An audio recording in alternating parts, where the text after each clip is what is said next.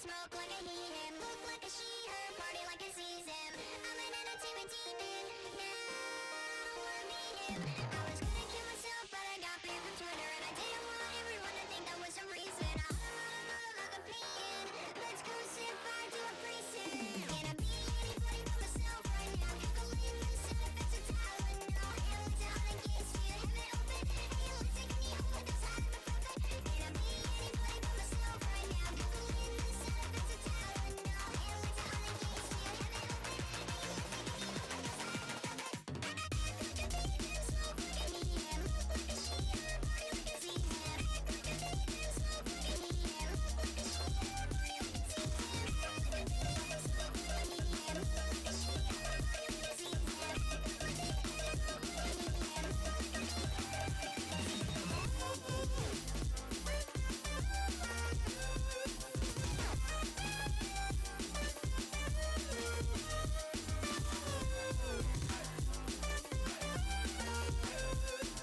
I see him. Smoke like I need him, look like a she, her, party like I see him. Smoke like I need him, look like a she, her, party like I see him. Like I need them, smoke like I need him, look like a she, her, party like I sees him. I'm an entertainment demon, now I wanna meet him. I was gonna kill myself, but I got banned from Twitter, and I didn't want everyone to think that was some reason. I like a peon, let's go set fire to a precinct. Can I be anybody but myself right now? Calculating the side effects of Tylenol. Aliens and other gates, see your heaven open. Aliens taking me home with those ibuprofen. Can I be anybody but myself right now? Calculating the side effects of Tylenol. Aliens and other gates, see your heaven open. Like I need him, smoke like I need him, look like a she, her, party like I see him. Smoke like I need him, look like a she, her, party like I see him. Smoke like I need him, look like a she, her, party like I see him. Like my TV remote. Like that wasn't gonna do anything. I was like, where am I? It placed me behind you. And for a second, you did just have bunny ears.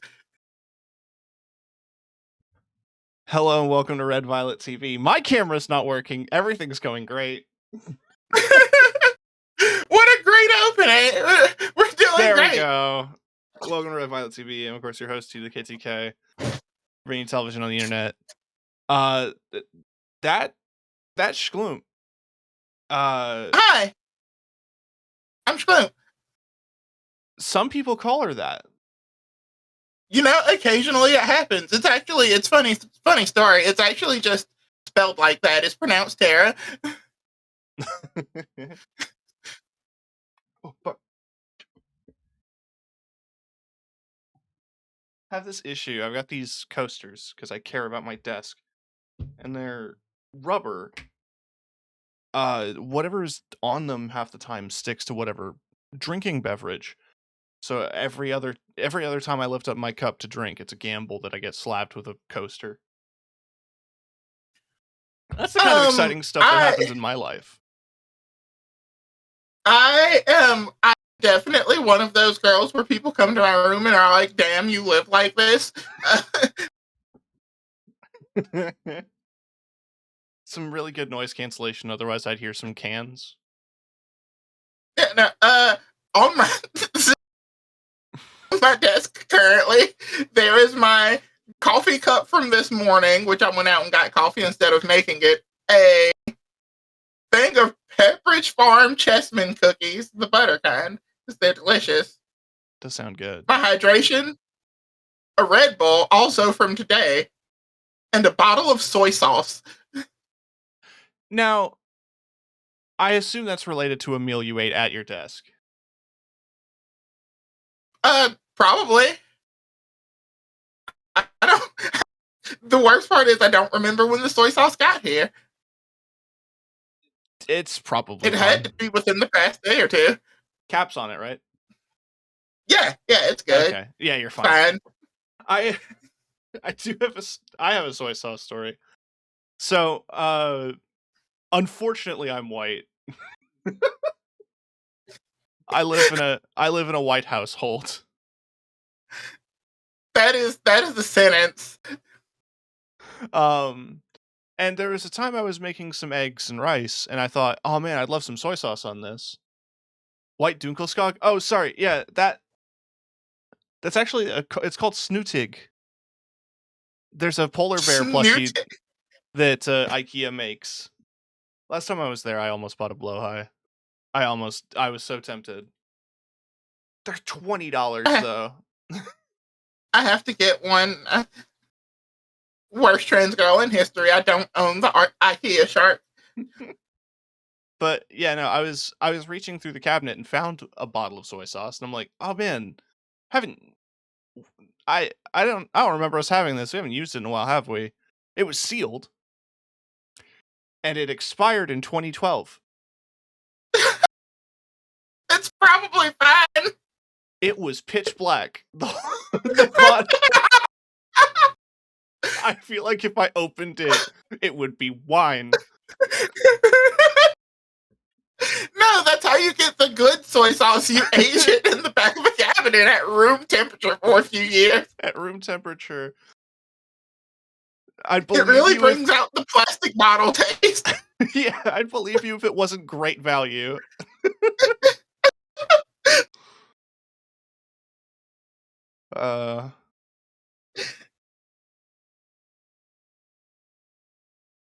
Anyway, yeah, no, we're skating. We're skating. How do we find each other on this game? Oh, it's complicated, but we'll get through it. And I'll just switch screens here. I'm also gonna switch screens here for a second to preserve the escape finding information. And now everybody is just gonna hear me talking to like air because you won't be heard on my BRB screen, I don't think. Alright, how do I find you? Right, so it is social.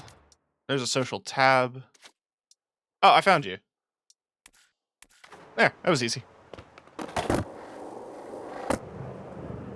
Oh.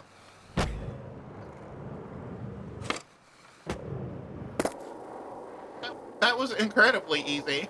Yeah. Oh, I may need to. Oops. I am in the clouds right now.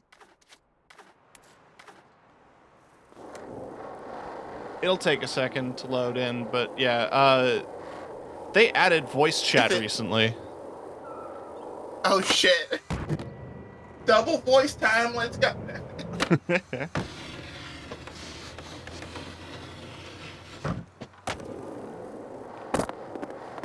Alright, is it gonna be safe for me to go back to my game screen now? Yeah. Okay. There's no private info or anything. Hey, look, TK is back. Just in time for a load screen.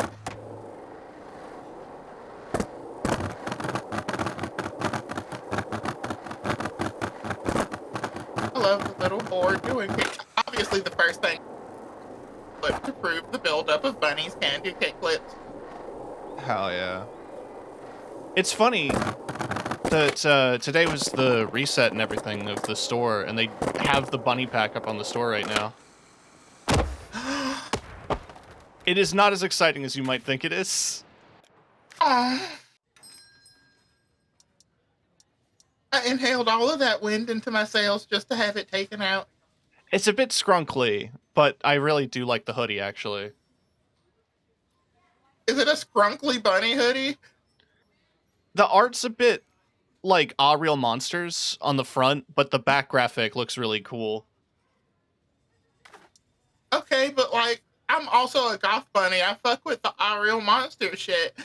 I think it's just the paper mache head that's a bit rough.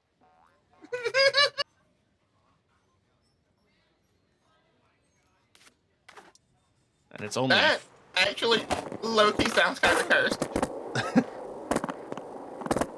Is it still loading?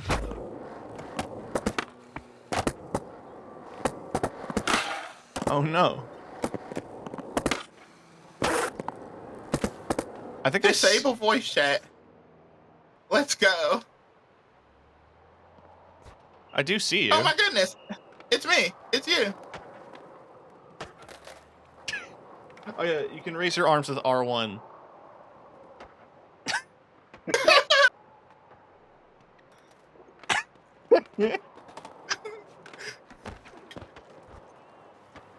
There used to be a glitch, they've patched it, where you could do like a really fast spin on your board.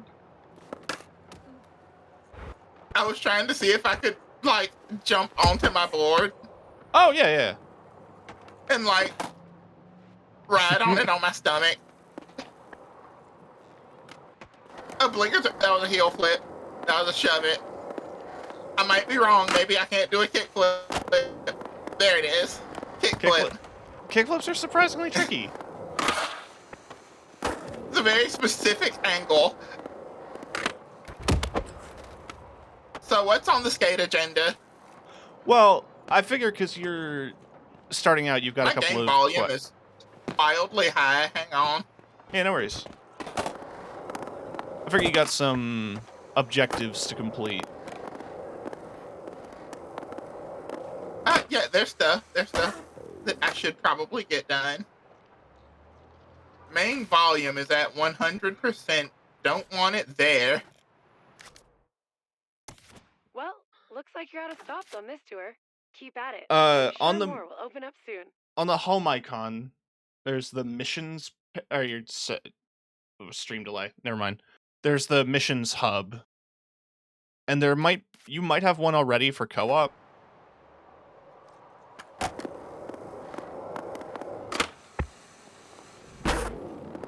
One new mission available. Enter the skateway. Yeah, I have enter the skateway. Okay. Yeah. Is there a like co-op tab or something in the missions menu that I didn't see? No, it's just that like when you reach certain, like, you finish a certain amount of missions or whatever, you get the unlock for that, where they tell you to like, oh, here's how you make a party and do co-op stuff, and it's like, well, I've been doing that. So I guess that means I just gotta go to the skateway. The other Parkour. The other major thing you can do is, was it the Magical Skate Tour or whatever? Was the other quest you had there? I think. Let me check. Yeah, Magical Skate Mystery Tour. Yeah, that's like... Magical Musical Mystery Tour. It's like your opening tutorial kind of deal. Yeah, no, I did like 2 tutorial missions and then I just skated around the city. No, that's really the best part.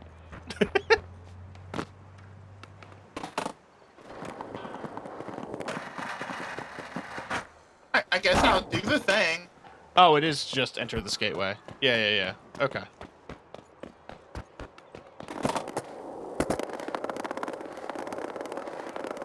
Aw. So there's some little things that the game doesn't teach you about movement and stuff.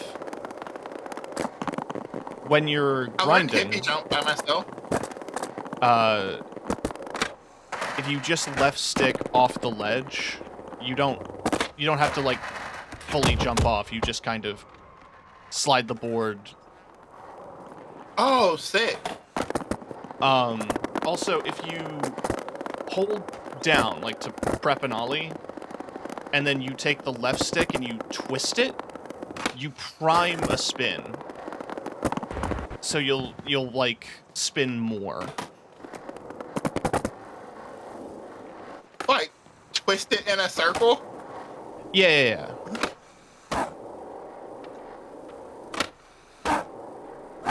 Like a quarter circle, if you're familiar. Yeah. Oh, sick. That's actually pretty good.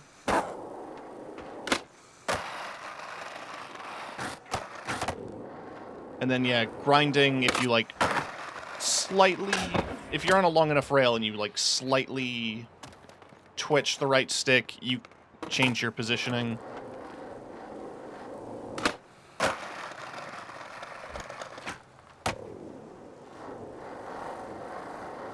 And if you're All right, just I'm learning. if you're just standing up and skating around, doing the little stick spin on your left stick will do a reboot. I've been wondering how to do that. It works in manual as well. I don't know how to manual. Very lightly pull back on the right stick.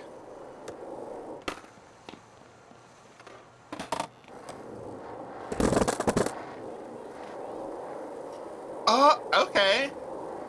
I'm learning things. Yeah. Oh, what a cool combination of things that is.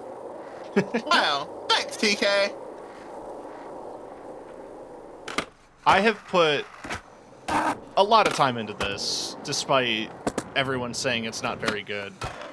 And I will admit, it is not Skate 3. It is not. No. Listen, it's not a good skate game, but it is a good skateboard game. Yeah. In a lot of ways, it's like, there's parallels here to what happened with Need for Speed, in that they had a studio make a couple of games, then they dissolved the studio completely, and then got a completely different one to make a fourth entry. And it isn't the same, but it isn't terrible. It's a thing with studios now where they're like, how can I microtransact this? I can milk you. Exactly. We can milk this for more. And then wondering why people hate it. Yeah, like, next week drops the new season, and I'm excited for it, but they are doing some extra skeezy shit with that, in that they are locking a chunk of the map behind a paywall. It was bound to happen. They assure us it's timed, right? So it's like, if you have the season pass, it's early access to the area, and then like come June, I think, you'll be able to access it regardless.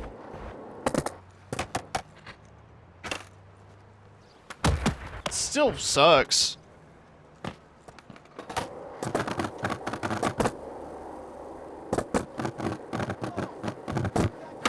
Especially since they said explicitly they weren't going to do that. Yeah. I mean, I expect very little from companies these days. Yeah, no, I can make all the EA jokes I want, and I will. You should. It's the unfortunate reality of liking something that is being milked. Yeah, no, I was gonna say, like, microtransacting a skate game is, like, oddly entirely counter to, like, everything that skate culture initially was. Yeah. And you know what? If I was at least knowing that, like, the money was ensuring that brands got a cut or whatever, because there's a bunch of sponsored, I guess, just a lot of brands in the game, it would make a bit more sense, but, like, the pricing is absurd, and like, that bunny outfit, that's, like, I think just around $10. A little over. Oh no, am I actually about to microtransact in a game for the first time? I mean, you can see, if you want to check out the outfit.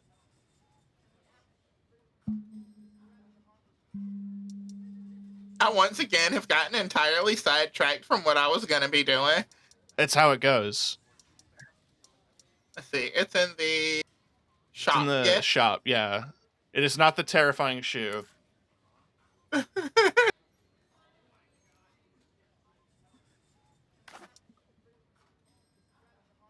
Oh, the trypophobia shoe. Oh Yes. my god. It's rough.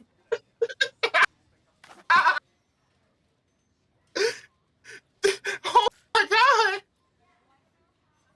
I may have found anything that I don't fucking want. What? The helmet is just bad. The hoodie is sick, though. I love the hoodie. Yeah, I really like the hoodie.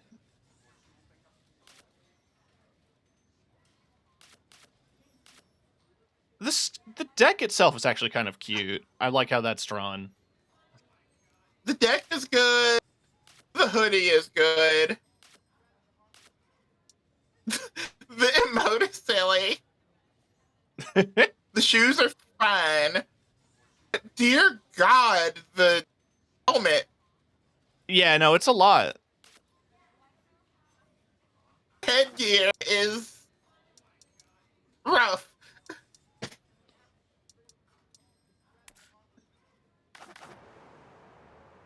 I love most of this fit. I love, like, a strong 90% of what they got going on here. Thankfully, you don't have to wear the whole outfit. You can piece it. They also said in this upcoming update that you will eventually be allowed to buy things a la carte. And I hope that means that in bundles you can just get the 1 or 2 items you want. Because besides this one, they've had a couple of brand bundles where it's like a specific company and you get 3 skateboards from them, and I'm like, I can only use 1 at a time. Yeah, like, just strap them to your feet. This Also, is a different kind of skate now. The other handy thing in that update, too, is you'll be able to save outfits. Ooh, okay. I do like saving outfits. I'm just like here and take a nap for a second. Don't mind me. Yeah, no worries. Yeah. I love it. I raise my hands in solidarity. Support the rainbow. So some emotes work while you skate, which I think is really funny.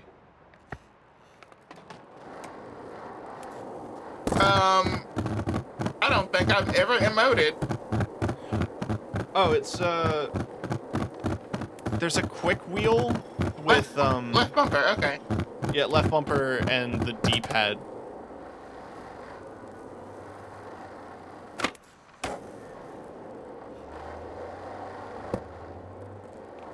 Okay, there's some cheer, a wave, an applause, a shrug.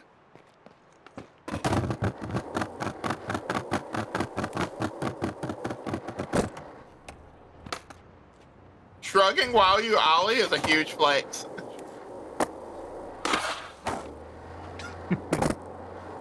You should get bonus points for shrugging while you do tricks.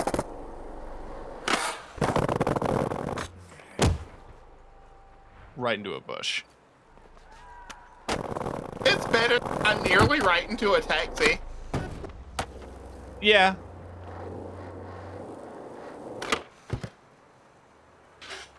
How do you unlock fast travel? Anyway, I guess I gotta go do the thing that they're telling me to do. Do the thing. The fast travel stuff happens when you rank up with a neighborhood. So, yeah, each neighborhood has its own reputation scale. That's water. Yeah. Yeah, water kills you. I forgot why. You can't skateboard on water? Not yet. Science will get there. I think it got It's there the main first. That's concern of surfing. scientists around the world. Shh. What is this sorcery? I don't know what you mean.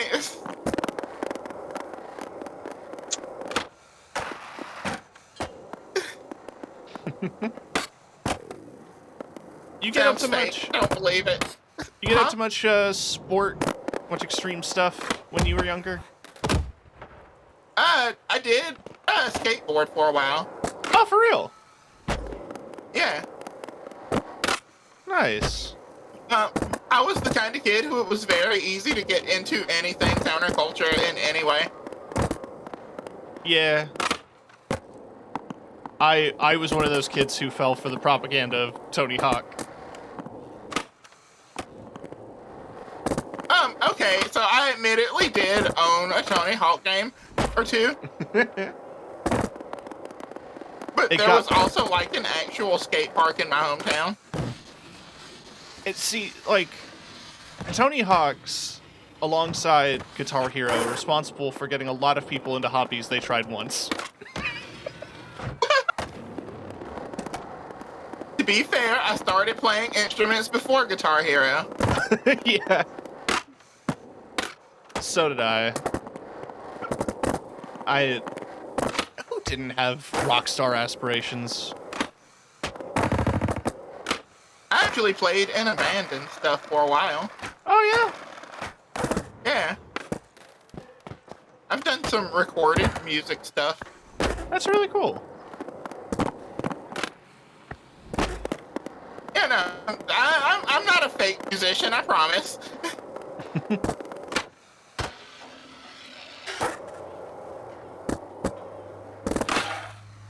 Skateboarder, though, definitely a fake skateboarder. You still have it? A skateboard? Yeah. No, I broke it and then stopped skating forever because my mom was like, that was expensive. That's so fair. And I was like, yeah, you're right. And I wasn't very good, so, fine.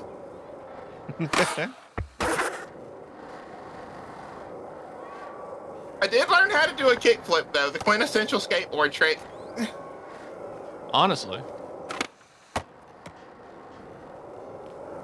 I learned like 2 tricks, just barely.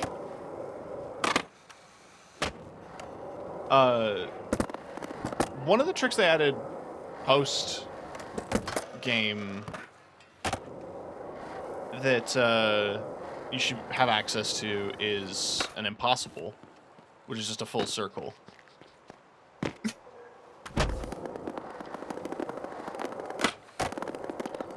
Like on the right stick? Yeah. Heck yeah. Nice. And then next week we get dark slides. Ooh. Wow, they're slowly giving us all of the things that are in most skate games from the start. Yes, exactly. I mean, I can make that joke as well, but was it Skater Sessions? I think doesn't have grab tricks yet. Any. Oh. Okay. I mean, I feel like... Yeah. I think it has a lot of complicated flips, and I think it has some, like, freestyle stuff, like on-ground skating, but... Yeah, no grabs. It's also a lot more realistic. Big air quotes, you know? I mean, as realistic as these games would be, like... Give me a skate game where you start off just practicing in front of a house at trying to do a kickflip for several hours. Give me that gritty skate realism. You sprain your ankle and can't skate for a few days. You have to build your tolerance to bails over time. Every time you fall, there's a 50% chance at first that your character just goes, I never want to do this again.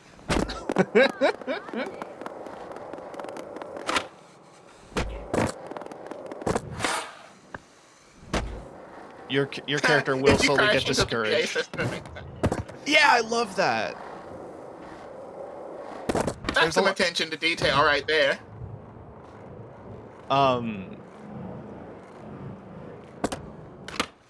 Ooh, that's trippy. The CRT effect was not agreeing with my screen. Yeah, it does the whole... I tried to skate it and I was like, ooh. I was going to comment that the screens squeak when you walk on them. Like that's... Everything has a sort of Like, they distinct... did good with the sound. Yeah, what blows my mind too is I'm playing it on a PS5 controller. The vibration motor on it is scary.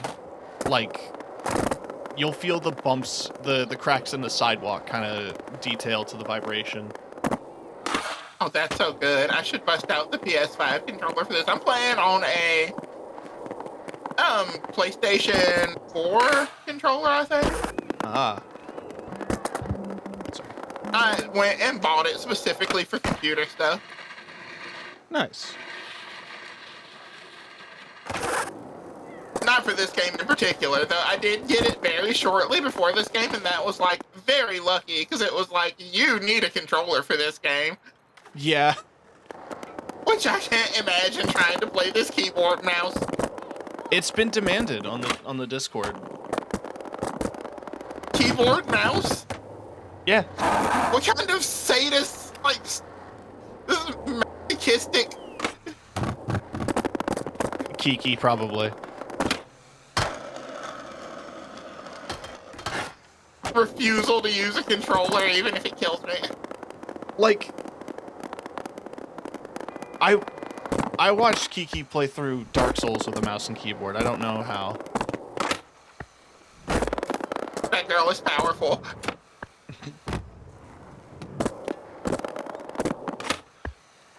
That terrifies me. I can't even play through Dark Souls with a controller. The other thing that always surprised, like the funny bit that would happen is I'd play in a multiplayer shooter of some kind, usually. And then I'd mention it to Kiki and be like, yeah, it's free / cheap, and, you know, I'm having a lot of fun with it, and maybe we should try playing it. I'll play with her once, and then, like, a few days pass, and she'll be like, I'm gold and ranked now. It happened in the finals when we played that, in your beta. It happened in fucking Knockout City, which is another EA game that I miss every day. Was that the wrestling one? That was Dodgeball. Oh. Yeah, it doesn't sound like it would be good, but it was so much fun. Ah, that sounds solid. There is technically private servers for it, but that scares me even more. That's terrifying. Nope, I'm good. I'm not fighting those people. They've been playing nonstop. What does it mean, go back to Hedgemont? Oh, there's a marker. The people on the private servers have for sure unlocked secret techniques. Yeah, exactly. But yeah, no, I'm definitely a person who plays games for, like, more fun and story than, like, you know, the challenge and the difficulty. Yeah, absolutely. It's why, despite as many of my friends who've told me I need to play Souls games and this and that, I'm like, no, I want to have fun.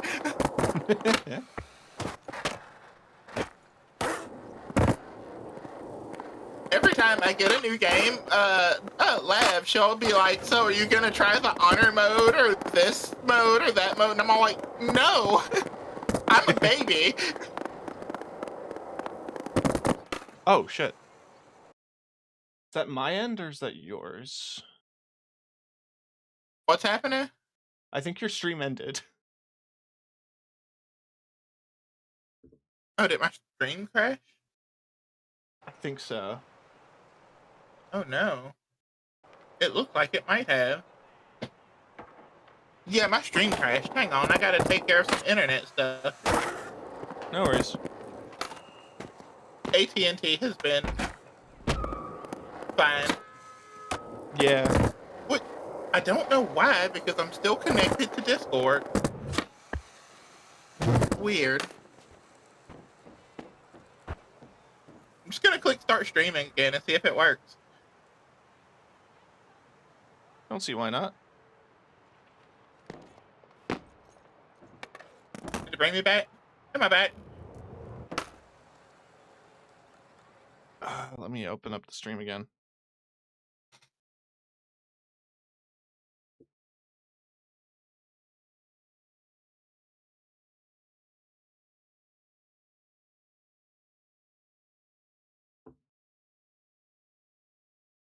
Yeah, you're back. Sick. Cool. That was weird. Yeah. I, I have new internet now because the internet provider that like I was using before was awful and slow. And so we upgraded to have fiber and all of the other cool internet stuff, and it's so fast. And within a week of like having it, they accidentally cut the main line. Oh. Great. And there was like a 24-hour internet outage.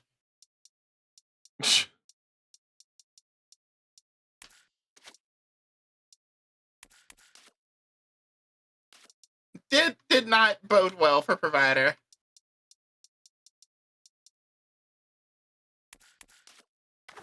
All right, now I'm back up. All right.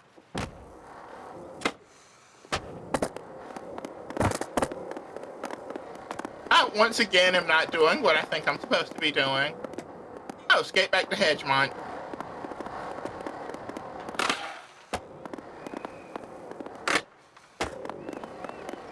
I just started skating in this spot for forever. It's kind of what I like about What this game. Go on, sorry, what were you saying? I was gonna ask what other stuff you've been playing lately. I mean, I've been there for a lot of it. Yeah. Did the marathon test, and I've never been more excited for a video game that I know I'm going to be bad at.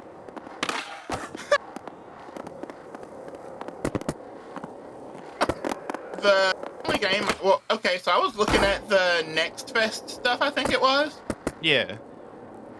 And there was a game that is just a cozy game where it's like, if RV There Yet didn't hate you.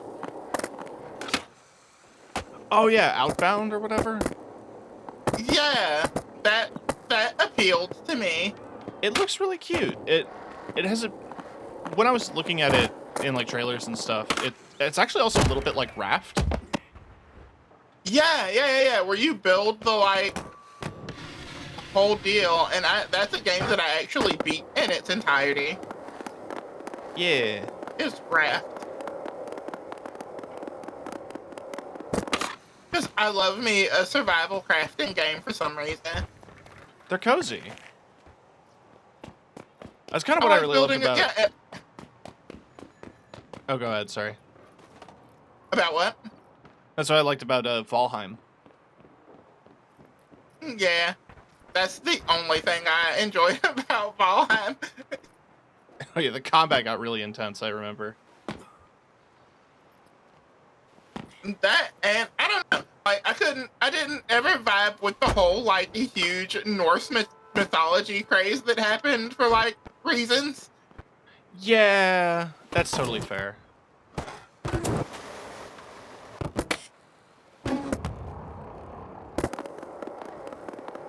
It was very much a like, that's great.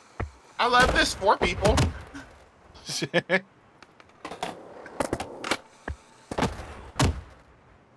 think it's Kratos' fault. Maybe maybe there's a lot of people who have an obsession with runes and stuff that I don't particularly want to deal with. Yeah.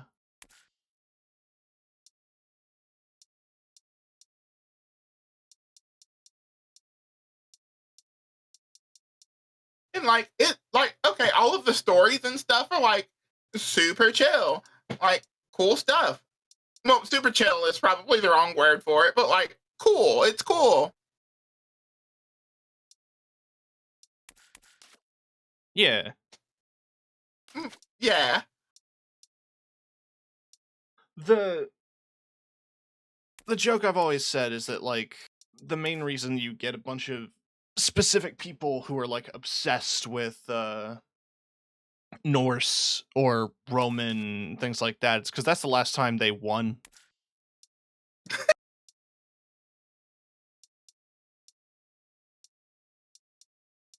I don't know. Like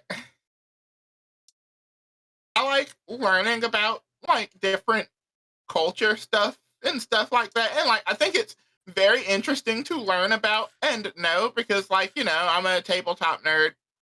And Yeah. like in all of fantasy there is some motivation of like reality. There's some inspiration. Yeah, absolutely. Yeah, so like that's in it as far as like I get into most stuff. Do you have a favorite ancient empire? Feels like a loaded question. What's your favorite one, TK? I mean, I got really deep into Gaelic culture because, it's lost to me, and I was desperate to try to reconnect with that. Unloads question gun. Good answer. No, Gaelic culture shit is like really cool, actually. Yeah, like, it's so interesting hearing about, like, random snippets of Irish folklore, and it's like, man, this is dope. Why did they kill us about it?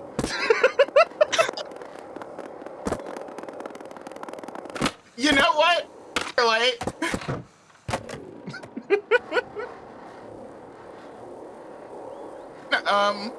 like I am a Caribbean islander. Oh, yeah. A lot of really interesting stuff there, like, folklore-wise. Oh, hell yeah. Like, a ton. Which, me looking into that was a lot of the same. Because, like, in heritage, I am a Caribbean islander, but also, like, I think, like, ever since just before my grandpa or something like that, like, most everybody has been in the South, and that does things to people. Oh, yeah.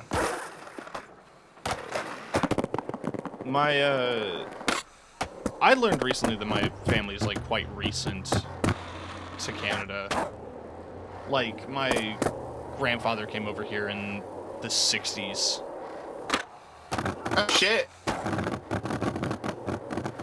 And even with that, like, we didn't talk about anything like that, or any of the... Like, we had our family gatherings and stuff, and we, like, our names and stuff in our clan, but, like, we don't really have a history, I guess. Did my crash again? No, I'm getting an ad, it looks like. Oh, okay.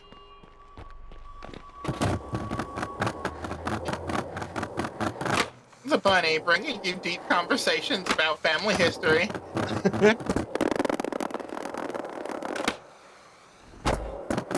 It's just... Yeah, no, it sucks that things get lost in... It's such an understatement to say, man, this shit sucks. But, like, it is... like, I think that's a sad casualty of like, assimilation and... Is diaspora the right word? I need to actually look up the definition of that word. I use words all the time without knowing what they mean, and I'm right like about 60% of the time. So yeah, just say it. It's fine. Oh, diaspora is like the spreading from where you're from kind of thing. So yeah. Yeah, so it applies. But like,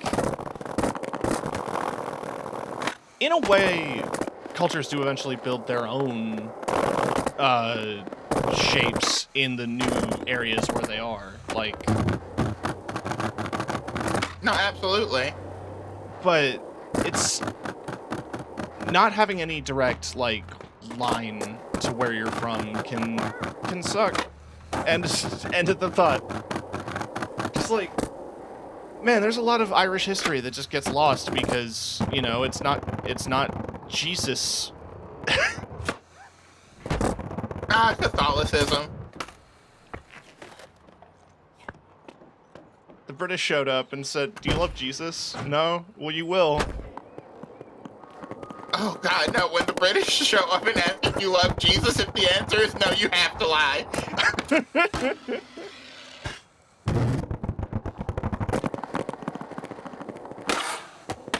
You either lie to them or your shit ends up in a museum. Yeah.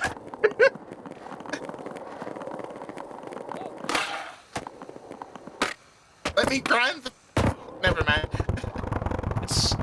It's funny to me that, like, the person I've learned the most Irish history from is a guy who does woodworking videos on YouTube.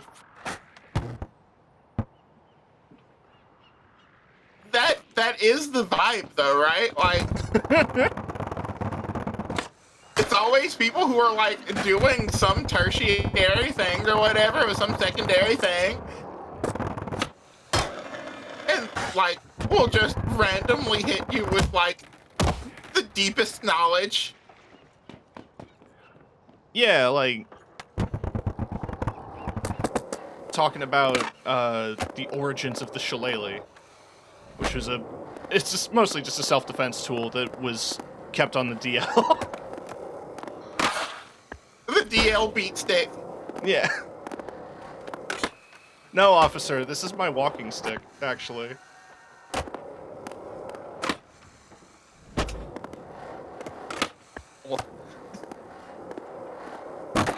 I think that's the way that I come to learn most history stuff, is learning about, like, historical weapons and usages, once again, for the sake of making fun fantasy tabletop stuff. Yeah. What has been one of your favorites to research for that? One of my favorites to learn stuff about for, like... Alright, so... Weird one, what's the name of it? There was this whole thing where there was, like, certain, like, it was less of, like, a specific culture and more like there was, like, the whole blades that were, like, where certain people were technically not allowed to own swords, so they just made, like, the single-edged weapon and were like, this is technically a knife. Yeah, the Grossmesser. Yeah. Yeah. It's like, this is a knife, sir. I love that so much. Yeah, Grossmesser literally means big knife. The name is oddly fitting. I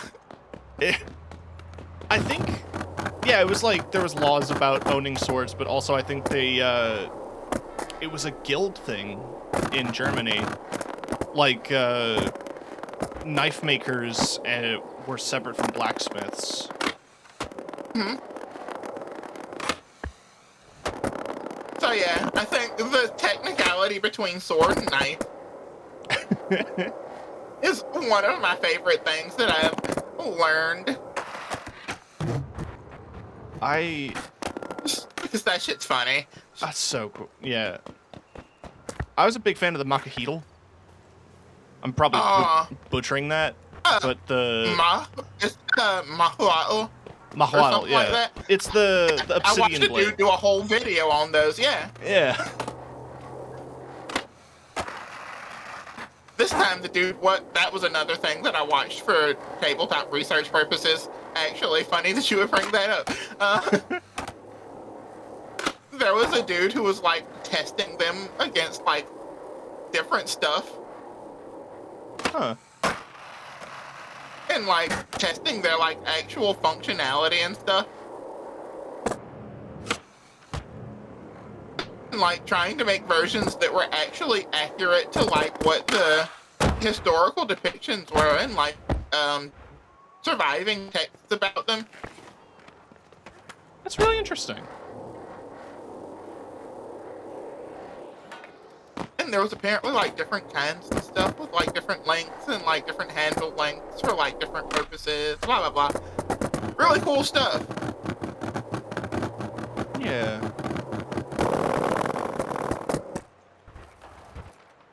And being the type I am, yes, also a lesbian who owns a sword. Being the type of person I am, I got hit with a lot of content of, like, HEMA shit and, like, sword fighting. But one of the other ones I ran into was this guy who does like martial arts courses with a meteor hammer, and that was really interesting to watch. Oh, those are so sick. What's the guy's name? Instructor Bensei. Really cool guy.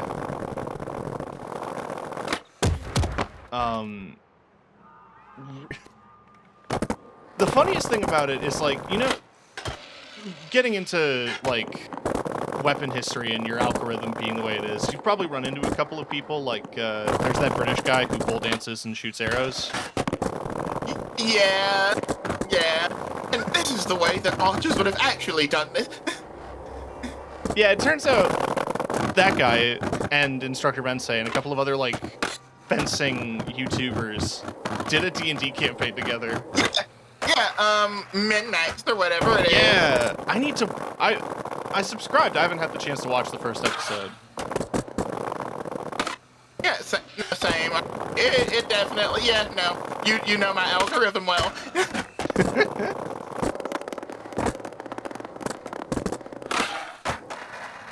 Me and the homies out here with matching algorithms. Yeah. We're both into the same things, which is medieval weapons. Which is medieval weapons.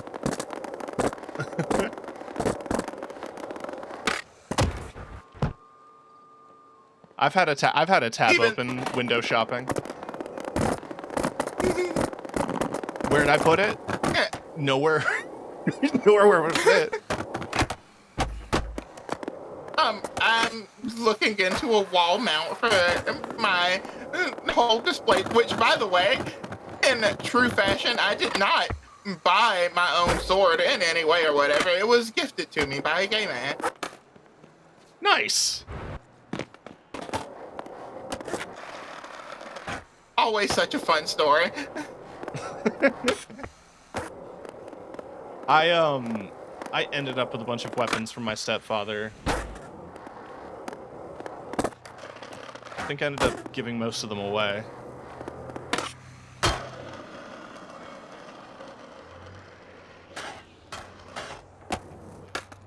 Yeah, no, okay, so, like, I have, in my life, had people gift me several things that I was like, this is really cool, but impractical, and there's nowhere that I could possibly put this. I had this one, friend is a strong word. I had this one person who I used to be acquainted with, and they gave me just, like, the biggest, most high fantasy, like, huge ass, I guess it would technically be like a messer. It was like a single edge thing, but it looked like a fucking Final Fantasy weapon. Huh. Except it was like sharp as shit.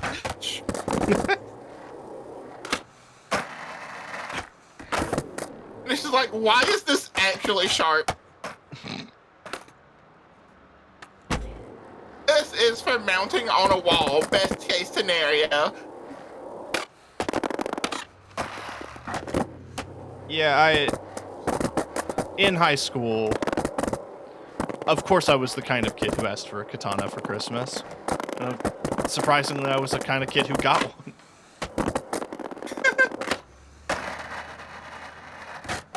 You know, I was never that kid, actually. You're so lucky to have dodged that bullet. I asked for video games. I asked for a skateboard at some point, which I got. Music stuff, often. Like, that was my huge deal, was music stuff. And then eventually that became, like, I asked for, like, I asked my mom to get me nail polish one time, I think, in, like, middle school, just, like, as a gift. I was amazed. She said yes. Huh. Despite, at that point, being this super Christian, like, you know. Yeah. very Southern Baptist-y. And she was cool with that. And then in high school, I had a point in time where I was like, I do believe I might be bisexual. And she was not cool with that. You know, I thought after the okay to buying the nail polish and stuff, I was like, maybe she's safe. Yeah. And that was, yeah, no.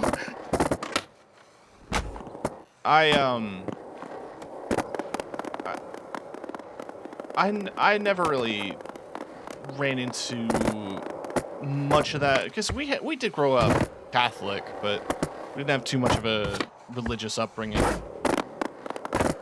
The one thing I remember my mom telling me is that you can do whatever you want, you can say or date whoever you want, just don't vote conservative. My uncle was the preacher. That's totally understandable. Yeah. But, you know, like, I don't know what changed about my mom, but now she's, like, just the biggest ally. So I guess, like, I always say that, like, I told her I was bisexual, and she came to the school yelling and was like, no, that's not how I raised you. But I think she secretly was just like, no, that doesn't seem right. And then, like, when I came out as trans, she was like, yeah, no, that's chill.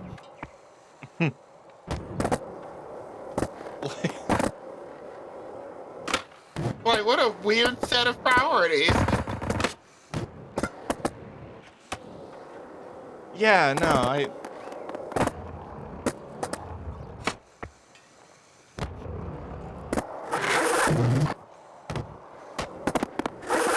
So, like, my whole thing is I'm just like, she secretly knew, and she was like, no, that one's not correct. Try again.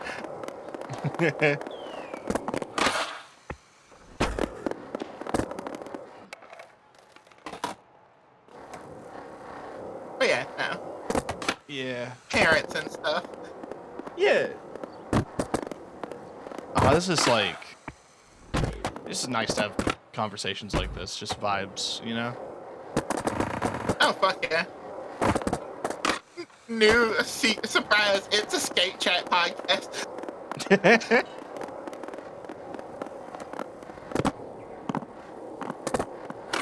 Unfortunately easy to do because it's real easy to zone out into this game. Yeah, this is what kind of got me into it. It's just that, like, this is such a good mindless game. Fun fact, this is usually what I'm doing on Thursdays. So when I'm like, oh, is it my turn? I'm like in the middle of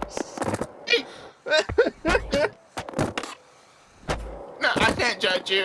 Lev is typically playing fucking Marvel Rivals. See, I can't do, like, a dedicated multiplayer, you know? Like... like, I've been doing a lot of ball pit during tabletops because I can pause it. Yeah. You can't pause Rivals. She's like, that again is another person who is like really good at those games. She's like an Overwatch girly for a while, and I'm like, I tried to play with her for a while, and I was like, I cannot play this game with you because I am going to get you queued with people who don't deserve to have to play against you. I re-downloaded Overwatch recently. I had a few friends who were playing it and got me back into it. And, it turns out the one way to make that game good is to reverse every decision they made that was bad.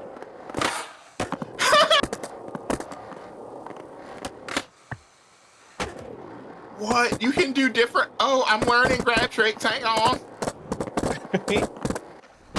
I did a rocket air for a second there. Oh, yeah. If you just want the full list, if you hold down on the D-pad, it's the book. And it'll tell you Oh, that was pretty cool. Okay, I'm learning. I did a rocket air backflip. Oh, hell yeah.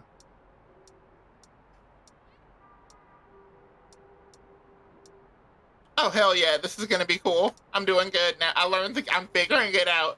The fucking lines are connecting. New part of my brain just unlocked.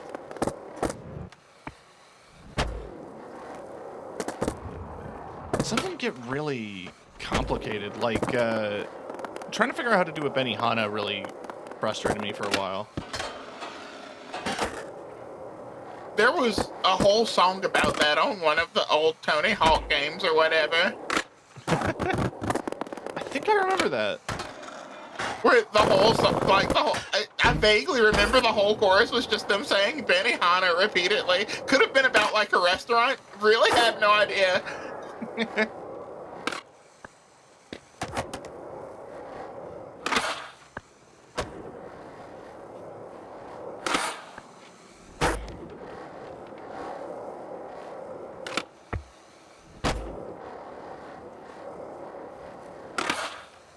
But yeah, might ask you some questions about the tabletop. Yeah, go ahead. So, how are you enjoying playing Jane? I really like Jane. I think I went into my class selection assuming that I was going to do more with the monk bit. And then you gave me the best weapon in the game. I gave you a super cool heroic weapon. You gave me a fist weapon that does like more damage than any unarmed hit. And none of my stances like integrate fist weapons, which I thought they would have, honestly. Yeah. I'll figure out how to fix that, because I don't want to let the stances integrate fist weapons, but we'll probably do it as like a fun little training montage thing. I think Because I feel like that would be cool. the trend that has started has become, since like, you know, most of the rest of the party has guns or can shoot fire from their hands. So, and Mitha knows how to play a monk. So, what Jane's role has now become is loot goblin. Because she now has a spear from Ra and the mace from the Deathbringer and, you know, the Hand of the Earth. So, I might pivot. I might double class at some point. What are you thinking? I think just go standard fighter, but I want to see if there's something for switching weapons. If you want to, we can do a whole reclass. I think, yeah, I think we get I'm not opposed to that. we get to like the end of the arc or something, and we do some sort of narrative explanation. But I really like a lot about Jane's character and a lot about how you've handled her and how everyone in the game has been playing has been great. Even the near TPKs. Would it be fun if there wasn't a little danger? Fair. It's The kind of what danger makes it spicy. That's kind of what I've been learning about, you know, playing Marathon and getting into extraction games. It's like, I could lose everything. That makes me care more. Yeah, no. It is, I will give you that it's not my intention to kill everybody's character off. No, it's just that we're bad at combat. Y'all are so bad at combat. You cut to Nix's campaign where we spent like 3 sessions desperately trying not to fight and rolling really well. And then we get to this and we're taking every fight we can and flubbing every hit. See, this is the punishment for me doing XP leveling. Is now everybody is like, I need to fight that cop. Y'all are eventually gonna get to the point of like, I look around, are there any wild beasts out here? We got any boars? Would like to hunt the wild wolves for 30 sessions.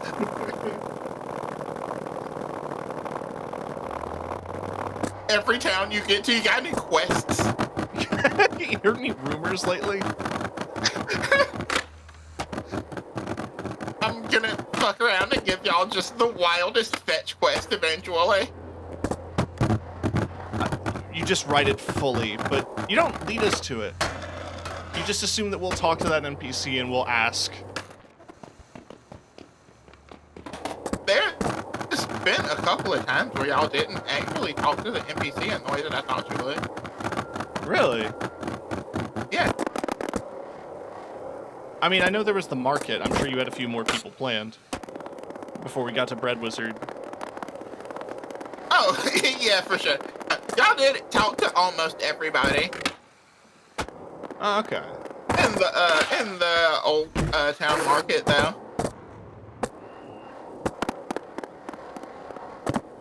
Who did we miss specifically that you're sad about? Not that I'm sad about it, but there was an opportunity to meet a couple of more people in the association headquarters. There were definitely a couple of more people in Texahoma. Where I planned to tell a slightly more complex story about, like, you know, some people are just like, you know, not like that, but this is the place that they were, you know, brought up and around, and they are doing what they can to survive in a hostile environment and blend in. And then Felicia shot the first person she saw. Zero tolerance for microaggressions. Like, oh, you said something shitty. I am going to shoot you in the face and body. Then I'm making a sandwich. Then I'm making a sandwich. Like, that lady in particular, I had, like, a whole story planned for her. Really? Yeah. Oh, man. Yeah. Yeah, well, you know. It's the risk you take when letting players meet NPCs. Is once they exist outside of your head, they might just get shot. Who could have predicted, though, you know? I think I muted my mic for a second, actually, and was like, holy fucking shit, no way.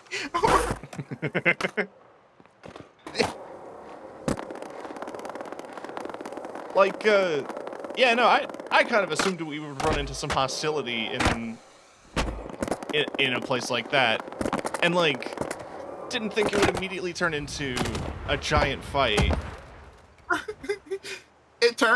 Well, first it turned into a murder, because that woman was, in fact, just a commoner. That was just a straight-up murder. And then... Yeah. Although it was nice to raid a Nazi bar. That was fun.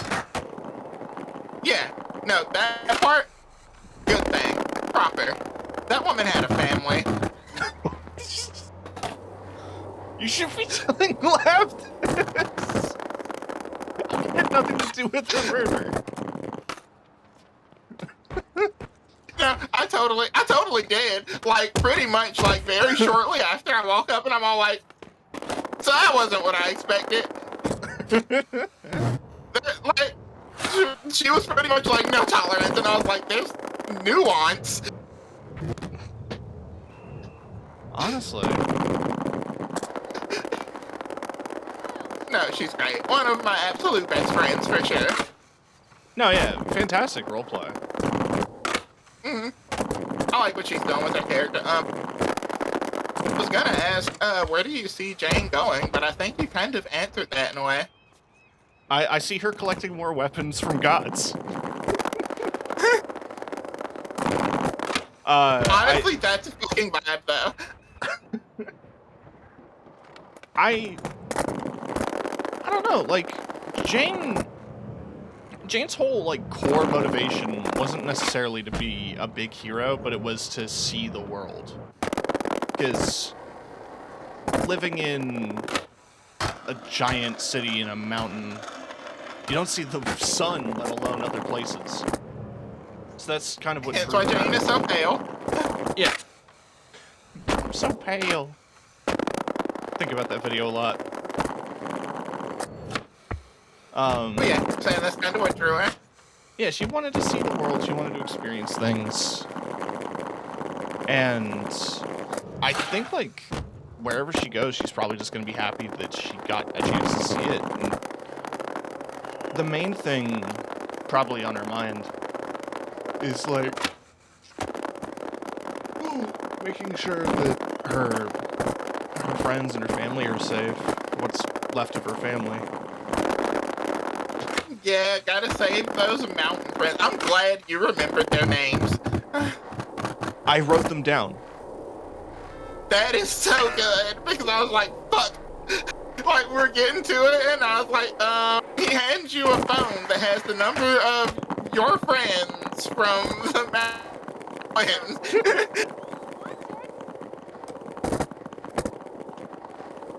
The one thing that I think, like, I don't think we should stream it, but I think if you were ever to do, like, more, like another campaign or more VODs like that, and you do a session 0 with each character, I think those are worth recording. And then do, like, a bonus episode. Okay, so, little bit of a spoilery thing is we're gonna... There's a reason I didn't. But we're gonna get to a point where, like, fucking, y'all are gonna get... We're gonna do it again in a recorded way where it's somebody interviewing the character in character about, like, you know, their story. Huh. That's really cool. So before, like, actually talking about the backstory on a stream, giving you time to actually sit with the character and have those motivations truly kick in, so that there's a bit of emotion behind them telling their backstory to people, instead of just, like, fresh character telling you a backstory. Yeah. I had a plan for it. That's really cool. And now only the people here are privy to, like, my secret plan of, like, reveal the backstories, like, in full at a later point, after people who are watching have actually also had a chance to attach to the characters, and been all like, oh, well, this is really cool that they do this, but I wonder, like, what actually, where they came from, and this and that, and then it'll be like, and now we're doing the interview. It's gonna be, because I'm assuming you're probably gonna end up joining the group that isn't fucking evil. Yeah. I think that just seems like who this party is. I think we were definitely having those thoughts, and we were thinking about that, and then, like, we were told directly that, like, well, we're fighting the cult, and also we're getting revenge for a friend of ours, so I guess that's what we're doing before we leave. Yeah. But yeah, no. But either way, whether y'all decided to go with the Paragons Association or, like, join the hero group, there was going to be a whole review process, essentially, which I was going to do separately with everybody. And the interview process, finger quotes, was going to be an opportunity to tell about, like, your backstory. I think that's also interesting because it shows, like, how much did everyone remember? Exactly. Oh yeah, is this your favorite player character? Name 3 of their traumas. Yeah. Family. Okay, that's fair. I made it too easy. Damn.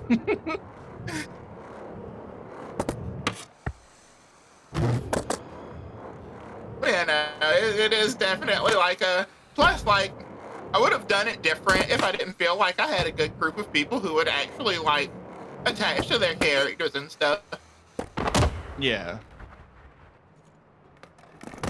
But I have a good group who I know, like, gets into character well and other stuff like that, so... Yeah, just ignore the fact that my Jane voice is also my Chris voice. No, I think that's perfect. I think that's even better. I think I wanted a bit of a Dr. Girlfriend vibe with Jane, and I mean that in the best way possible. She's a baddie. I think No, I do love Jane. She's great. Oh. And since we are here hanging out, do you have any particular questions for me about how things are going? Peek into the mind of a DM. Not. I honestly don't know where we're gonna. Oh, sorry. Oh, I don't know what direction it's gonna go, but I do wonder, like, I'm just really curious how a couple of people's specific stories are gonna end up. Like, wondering about everything with Xavier and, like, if we get to a point where they do separate, and will that kill Felicia? Will that kill Xavier at that point? Okay, so I don't want to give away too much of that plot, but y'all are going to meet him in the flesh pretty soon. Makes sense. And it won't kill Felicia to separate. That I'll give you.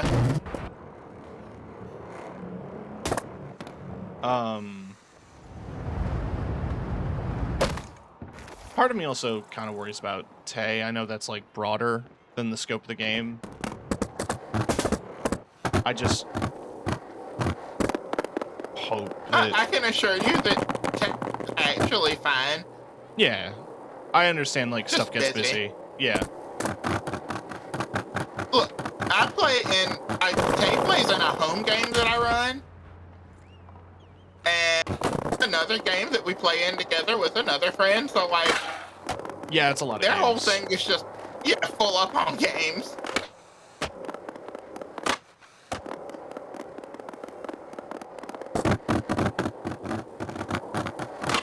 But we can't rule out that Tay or Zariah are gone for good. It's quite likely. But I do, like, oh, that's another fun thing. I've talked with Tay about the whole, like, what I'm doing with Zariah, and they like it. Oh, yeah.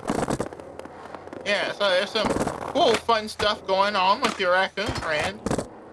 Which is, oh, that brings me back to another thing that nobody has engaged with. Because I'm like, you see flashes of your friend. You see your friend's face appear on the camera. And everybody's just like, nope. A very, like, not right now kind of thing. Like, we have other stuff happening. What up? Oh, thank you for the follow.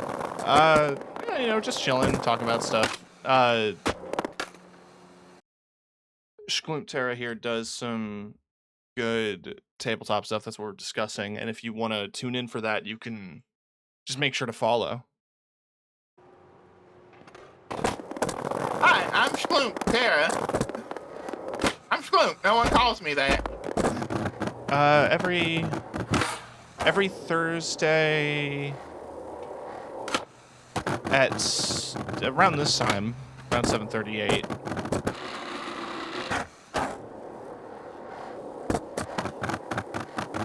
It's a good time. It is a lot of fun.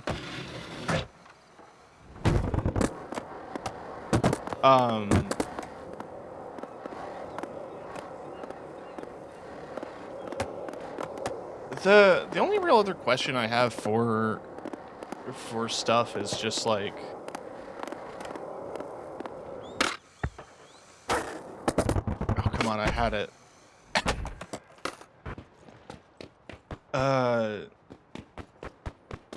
Like,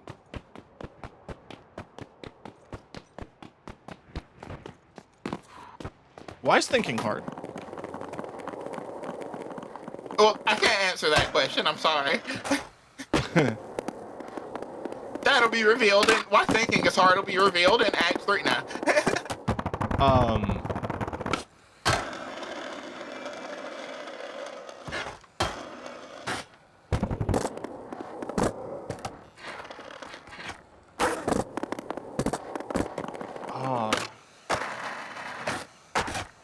With Nyx's character, Nanami and stuff, I know we, like...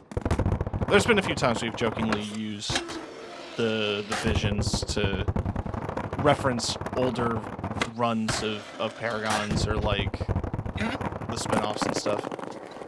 Have you had the thought of, like, doing full callbacks or, like, integrations like that? Well, the way I'm running it is that, like, all of are technically canon. Oh. She's not just an oracle of past and present in her situation. It's a multiverse situation.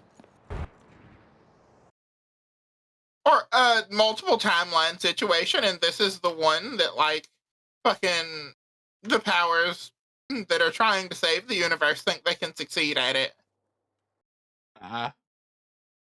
Interesting. Or, like, the first run of Nanami was the Nanami that was from the same timeline as, like, fucking Fia and everybody.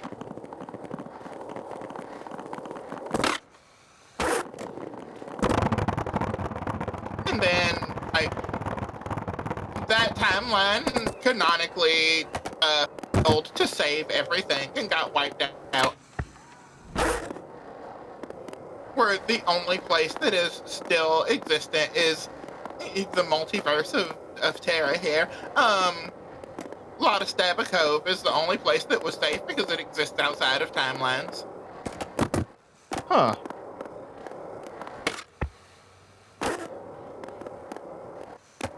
And so, Nanami from Failed Universe ran to there. Are there any NPCs that you're, like, super proud of from any of those campaigns? Pam. Oh, Pam's great. Let's see. I'm super proud of Pam. I think I'm proud of myself for Xavier, because Xavier has definitely become a much different character than, like, initially anticipated. A lot less tragic. Yeah, he was definitely just gonna mostly be this, like, fucking tragic guy who's kind of shitty, but low-key kind of cares. And now he's a very The gay bad uncle. shot bandit. Yeah. Yeah, no, he's the gay uncle, the very gay uncle of the everybody. Like, he was supposed to be a much more brooding character, but yes, and really hard. It's always kind of what ruins characters, and I mean, like, ruins in a good way. Like, tabletop podcast I listened to, there's an NPC that somebody came up with that was supposed to just be like this overly curious explorer scientist kind of thing, who would like set off traps in a dungeon by accident and all that. But the character started jokingly saying that he jokingly said that they were carrying him in a little baby carrier, and then he turned into a man baby for the whole campaign.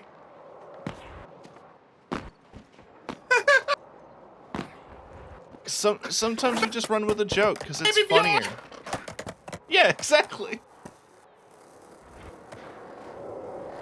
No, it was like, I think that, like, honestly, that's why I'm proud of that character. I like this version of him better, if I'm being honest. Because he was gonna be a very basic, brooding character that was useful for a plot device.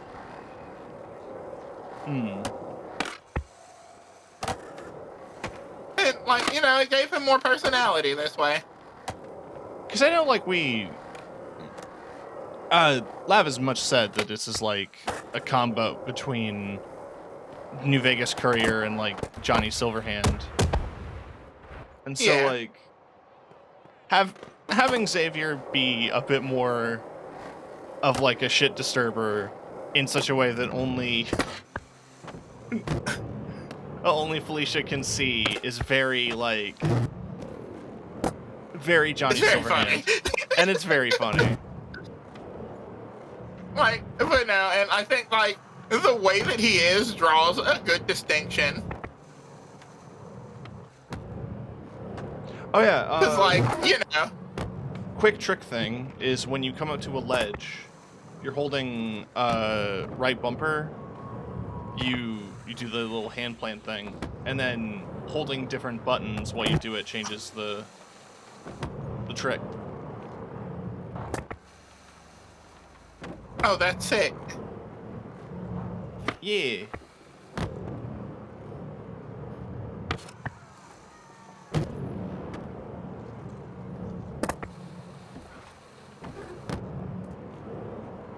I'm still figuring out how to build speed and gain air. It's tricky.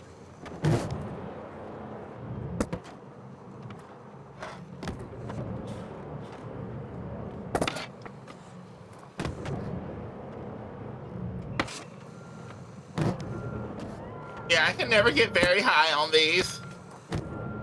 I was curious as to why you set the... Like, this isn't a complaint, it's just a genuine, like...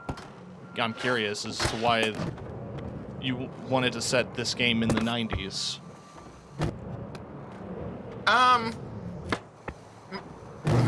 So...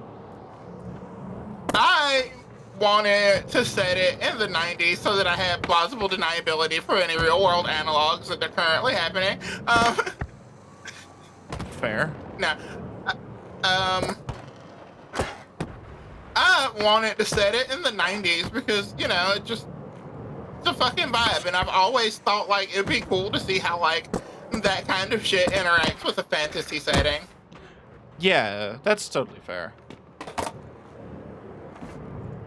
It could have just, plus, like... oh, my game froze so hard. Yeah, you're, I'm stuck in the air. Yeah!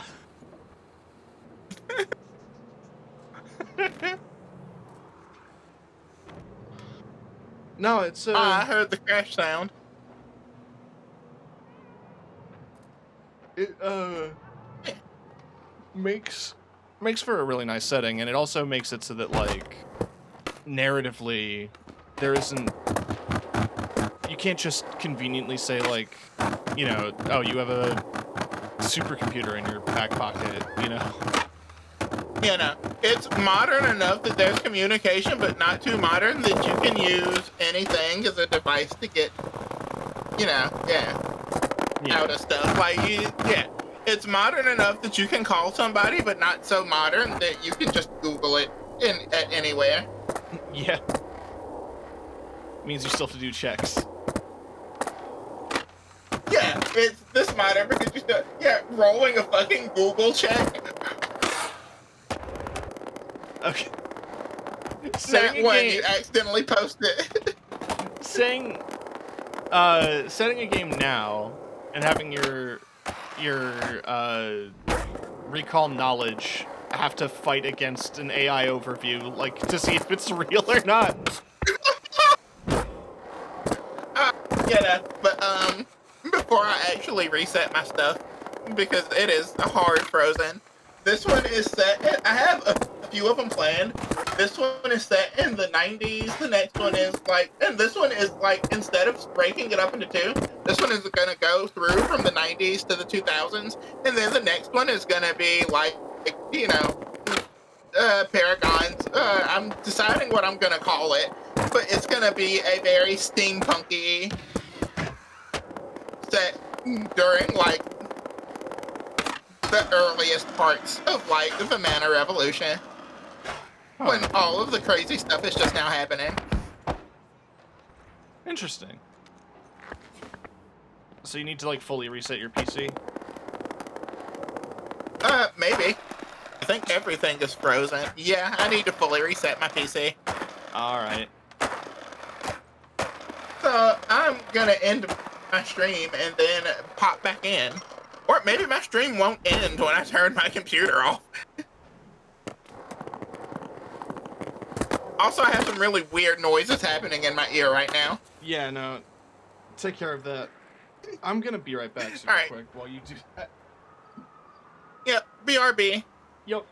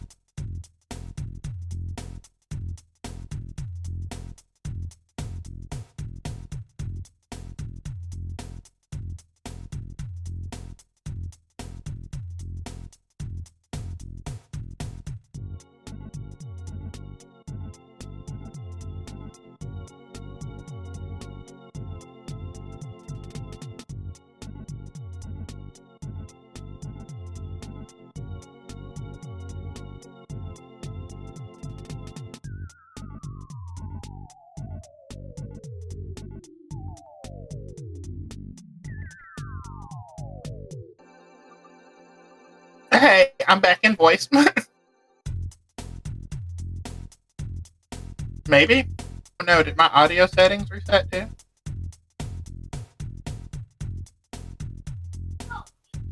How broken is everything?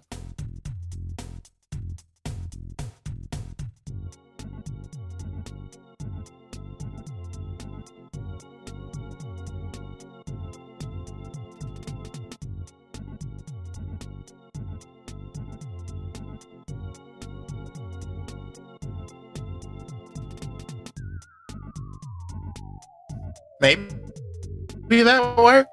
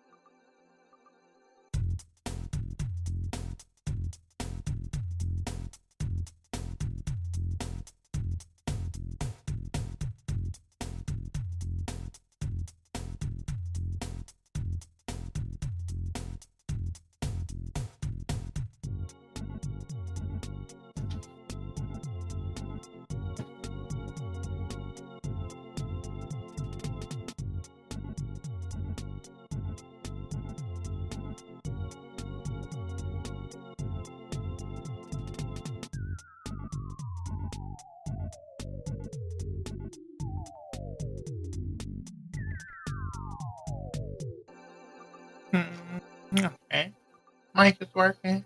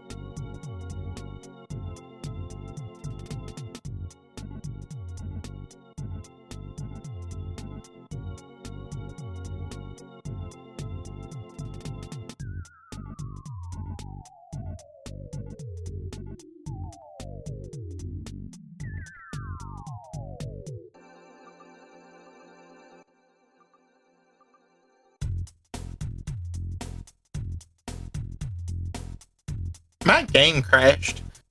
Again. Let me back in, Skate. I want to do more kickflips. Let me do my kickflips game. I'm getting the game relaunched now.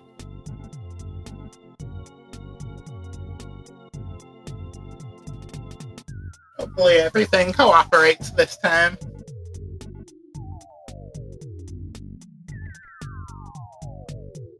It did just crash on me on load. I think Skate is disagreeing with me.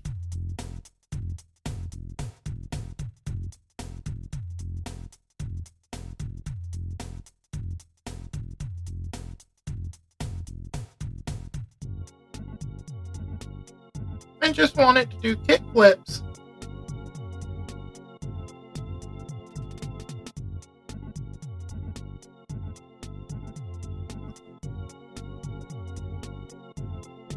Is that so much to ask? A few kickflips. Maybe a couple of grabs and stuff. I was learning beautiful information about the game.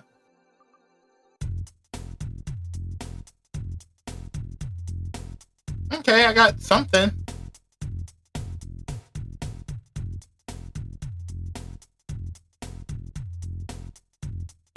Alright, if it gets past the configuring, I am actually back in.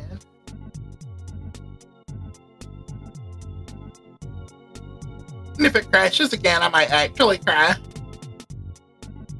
Just a little bit. Just a couple of tears.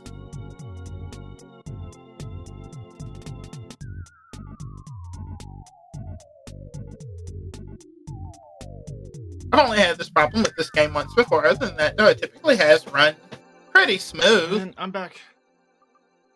Hey, I'm loading the game back. Gotta love it. Are we still shared? I don't think we are. I don't know. Probably not. We'll fix that. Hang on. Let me Yeah. do that part. Yeah, no, sorry. My game decided it hated me. No worries. Early access. Is it really? Still, yeah. Okay, it says share chat started. Yeah.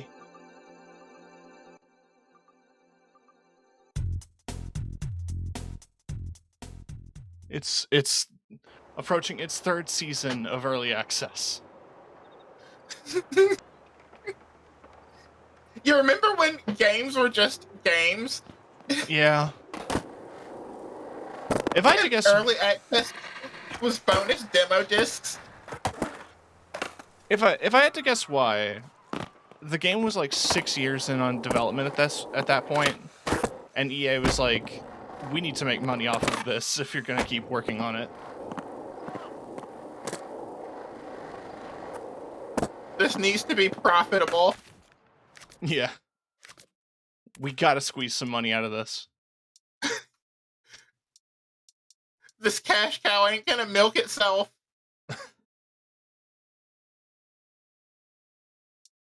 I think skateboard like stuff in and of itself is a form of cashing in on like 90s nostalgia. Definitely.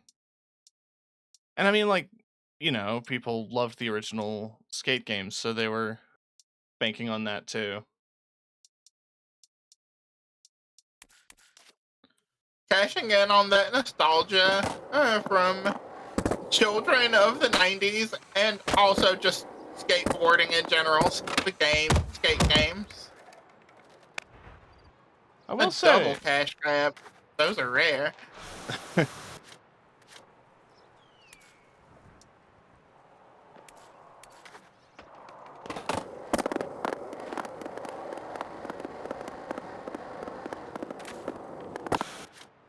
And now I get another loading screen. hooray. You were saying something? Sorry. No, you're good. I will admit that this game has gotten me kind of deep into actual skateboarding. Like it's filled my algorithm with skating videos, and also I will be buying a skateboard. I almost bought a skateboard, and then I remembered that I'm 33. I mean, I'm 31, and I probably shouldn't be either. I was like, I should buy a skateboard, and I heard an spine speak actual words and be like, Tara, please.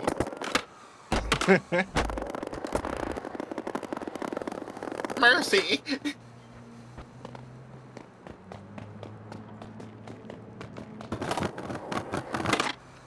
I actually imagine having it might be handy for, like, there's a good 10-minute walk at the end of my 2 bus rides to work. And that would be a good place for a skateboard, I think. That would be a pretty cool place for a skateboard, yeah. A couple of years ago, here's another extreme sports thing. A couple of years ago, I did get into longboarding just a little bit. Huh.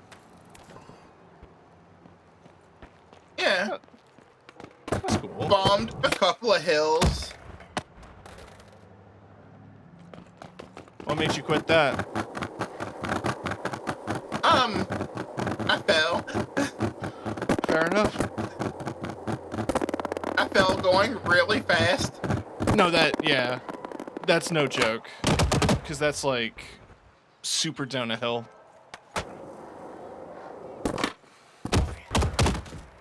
Yeah, no. My younger sibling, they were like, yeah, longboarding is really cool and fun. And, like, I, unlike a good, like, 90% of my friends, am a very social person. Like, I'm not the stereotypical introverted, like, you know. Yeah. Which you would think I was for all of, like, for how deeply I love tabletop games and, like, fantasy stuff. I don't know, like, you know, the desire for roleplay and getting a group of friends together feels very social, extroverted in a way. But yeah, no. My life in my 20s was a lot of, like, oh, I did the thing. I did a, like, cool jump over you while you did the grab trick. Nice. Hell yeah. But yeah, no, like, I did a lot of going to, you know, like, bars where there was a music scene going on and stuff like that. Going to house parties. Nice. I played at one or two, actually.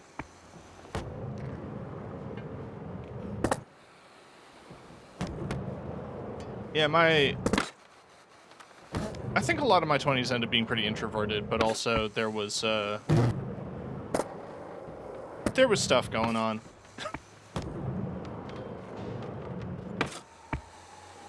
Yeah. I don't know. I think, like, I got a little more introverted, like, around the time when I first was like, holy shit, I'm gonna have to actually come out of the closet eventually. Because I can't keep living what feels like, you know, fake. Yeah. I can't keep living a fake life. Oh, yeah. So it's important to try to break out of that for sure. And so, like, you know, I started coming out and stuff, and a lot of, you know, when you're really out and, like, interacting with a bunch of people, being super extroverted and stuff like that, not everybody is, like, chill. Yeah.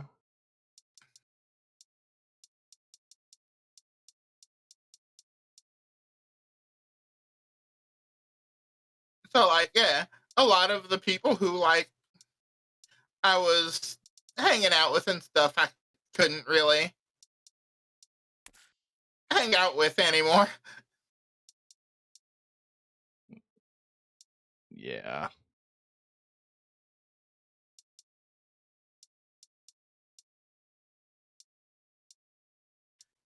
And then, like, this was like a couple of years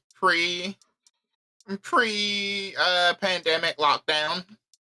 Mm. And I actually started, like, my hormones and stuff during the lockdown. So I got a full year of transition without having to be in the public eye. Must have been a surprise to some of your friends. Oh, yeah. But for me, that shit was ideal.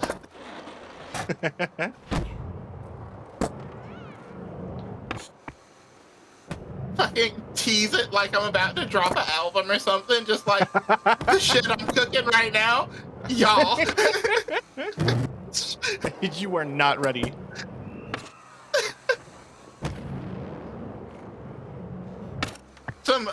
There were some surprising people who are like, oh, that's cool. I don't fucking care.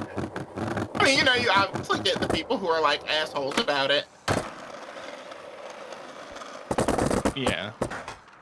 And it's always going to be a little terrifying for a trans woman to go outside where I live. But, yeah, like, there was this one person I did kitchen work and stuff with. And, like, he's just, like, the most southern guy. Like, your stereotypical southern white guy. And he was chill? He was so chill. He was like, oh, well, no, he has, like, this really soft-spoken voice, too, with it. There's like, oh, yeah, that's cool.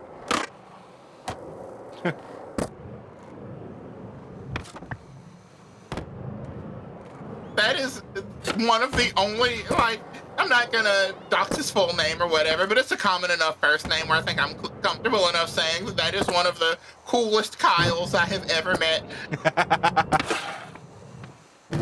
Yeah. I don't know if I'm ever, like... Making me realize that I don't know if I've fully come out to people as non-binary. I mean, I've definitely told a lot of family and a lot of people. I have an Instagram post for all that was worth. You're like 2022. Nobody cares about the Instagram post unless there was a ton of filters on it. I'm sorry. Hey, gang, I'm non-binary. Okay, but what filters did you use for this?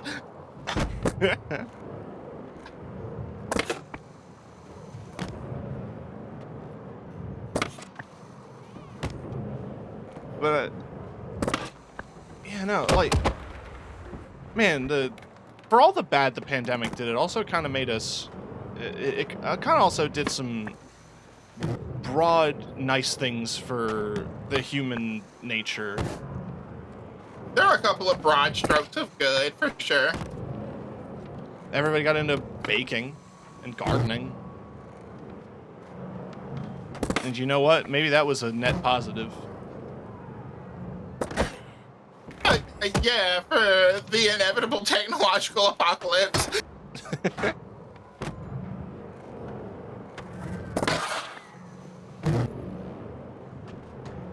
Me, when everything fucking is too expensive to buy any of out in nature, like, what trees do ram sticks grow on? I need to find the hard drive bush. Yeah, I was gonna say, another company died to the AI bubble. Western The Digital. people who were preserving... Go ahead. Sorry. No, yeah, they stopped producing hard drives. Or they're exclusively producing them... Like, hard disk drives specifically. They said it made up 4% of their market share, but 98% of that was AI data centers. So now they're just exclusively the enterprise market, and it sucks. Yeah, fucking... there was like the company, the people who were doing all of the like reservation of old games. Yeah. Like there was a whole website for it or whatever, where it was like you can just get ROMs of old games free. That is dying pretty soon because he Great. can no longer keep it up. That is a genuine shame. Yeah, no.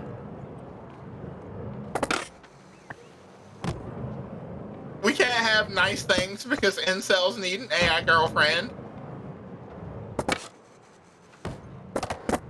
It's so funny to think that in hindsight, NFTs weren't this bad. Like, yeah, no, Can we get back to NFTs? graphics cards were $2,000, but they weren't destroying. They were only destroying a little bit of the planet, as opposed to all of it. New meme material. I'm definitely about to cook up a fucking meme of the fucking Bored Ape NFT that's like, bet you miss me now. Do some boomer memes. God. I hit a wall. That was bad skating. Happens. Oh, you can just ragdoll at will if you wanted to. You click in both sticks and hit both bumpers at the same time.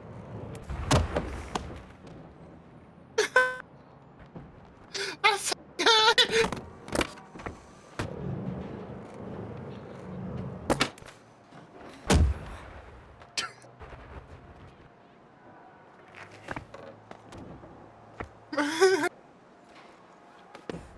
That's so fucking cool.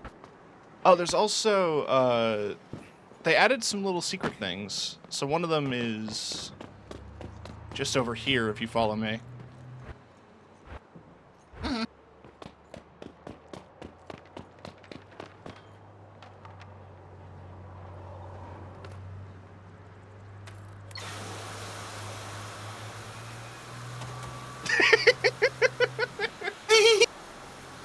It's so violent. That's such a great. Oh, you can do the hippie jump over it. Yeah. Nice.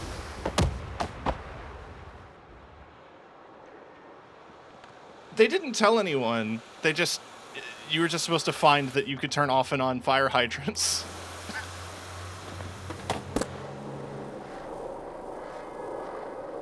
It's one of those things where, like, that's cool. It serves one purpose. Yeah. They had to make a video about, like, did you notice all these things? And one of the other ones was, there's a couple of grates that you could lift for little ramps. There's also, like, manhole covers that have graffiti on them, and you can use them to teleport random places. Huh. Like, you don't get to pick, it's just, it teleports you. I think there is one over here. Just don't remember where.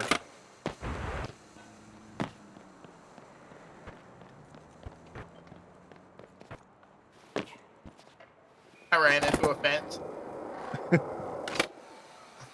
Oh yeah, at any time as well. Left on the D-pad, and then party. You can just teleport. We can teleport to each other. Oh.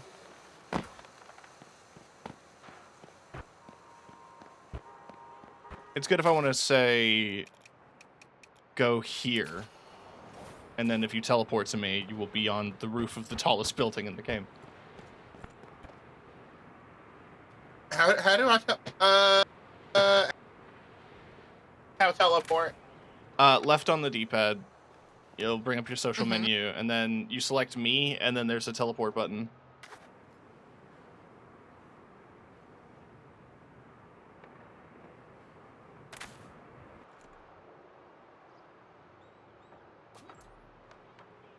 Just tap it. Oh. Yeah. Oh. Haha. Oh, that's cool. Yeah.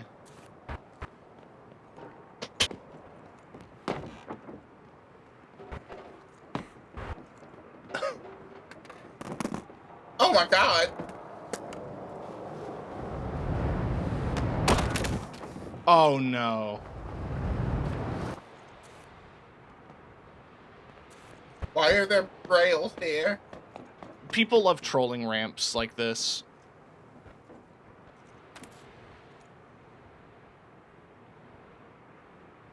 You can disable other people's quick drop props. So if you tap How? right, you can just hover over them and...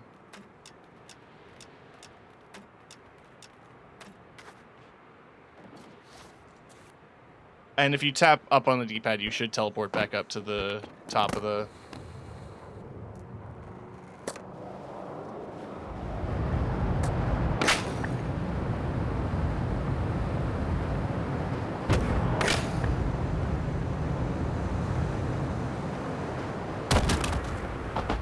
Holy shit. Holy shit. What? Lit. I bombed. Yeah, you can just fly. I was trying to actually do some, like, skating on them. Oh yeah, no, you can. There is a line. It was so fast. Sort of. It was fun. It was pretty good. It was a line. It was fun.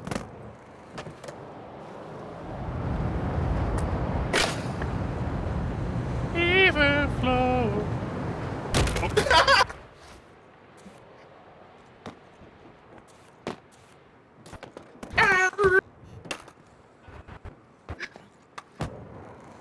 I saw somebody, I think it was that song, but it might have just been that it works with any Pearl Jam song where you can just say the, like, letters of the alphabet and nobody will know the difference. I missed the ramp, that's fine. Endless kickflip.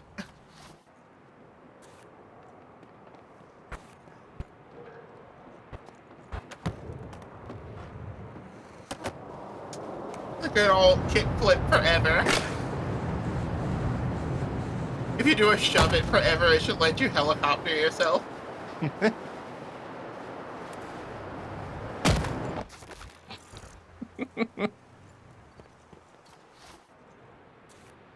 Just pick up speed and start fucking hovering. Thank you, you've shown me my new favorite ramp. A lot of big ramps that they have, because people keep talking about wanting them. I missed the ramp. I walked off the edge without being hurt.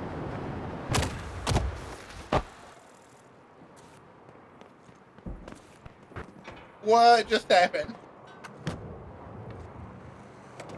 Oh, did it break?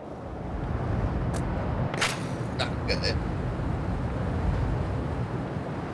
There was a bump somewhere that threw me off the building.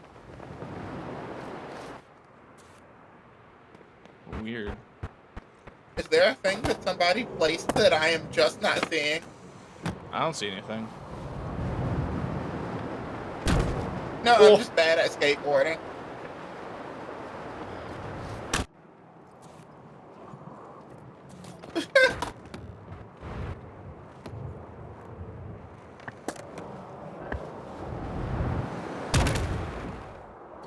These skaters have built up their pain tolerance to such a degree that they can survive a drop from a skyscraper at what I can only assume is beyond terminal velocity. There's a lore explanation. Oh? There's a pharmaceutical company that makes us invincible, essentially. That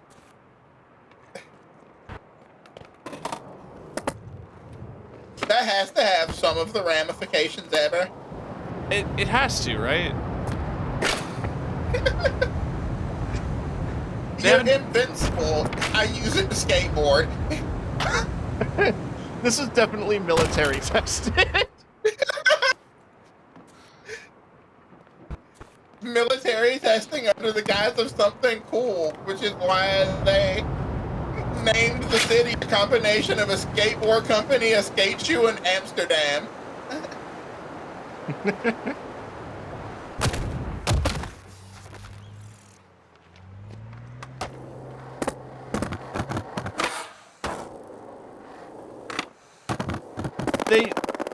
I think the whole reason they had it in the game was to try to hand wave why we survive all these impacts and stuff, but like the implications was Matt Pat. Yeah, get Matt Pat on this. Ooh. It's tricky to try to coffin.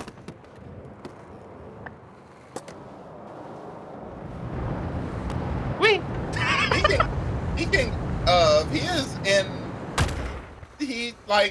So the Five Nights at Freddy's guy, terrible guy. Yeah. I don't think I can like Matt Pat because he is in that movie. Yeah. You know, Markiplier was offered a cameo as well and turned it down because he was working on Iron Lung. Wow, he dodged such a social bullet. Honestly. Like, nah, I'm working on Iron Lung. Everyone I'm working on a different video game movie.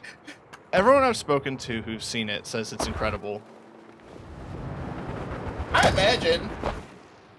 Like, okay, so like, as basic bitch as it is for like person on the internet, I have seen like all of the other this was Markiplier, that was Markiplier stuff. It's all really good quality. Yeah. I was quite curious about that that show he did. I never got the chance to watch it. Edge of Sleep? Yeah, that. Edge of Sleep is surprisingly really good. Huh. Like,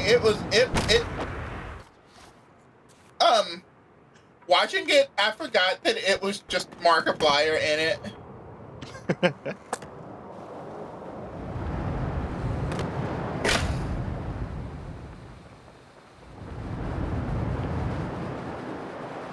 Truly, because like, honestly, the homie is a decent actor. Yeah. Turns out he's pretty good. I mean, he's not a bad actor. I'm also hearing that he's pretty chill. Like there was as a person? Yeah, there was an interview he did where he basically paid everyone who worked on the movie double the standard rate. Because the movie made more money. Yeah. Like, this has exceeded my wildest expectations. All of you get more money now.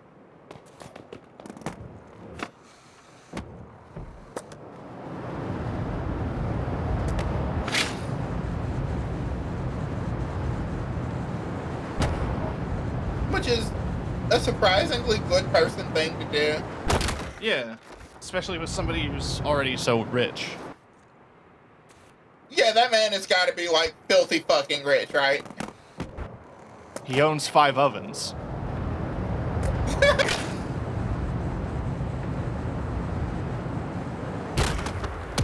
Save some for everybody else. God. I don't remember what video that was from. It just came up on TikTok once.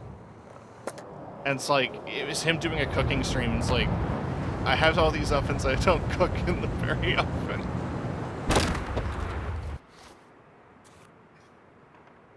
He also talked about, like, when he was making the movie, instead of, like, sending out scenes to be rendered by a third-party company, he converted one of his bathrooms, which is already into a render farm. Yeah, into a render farm.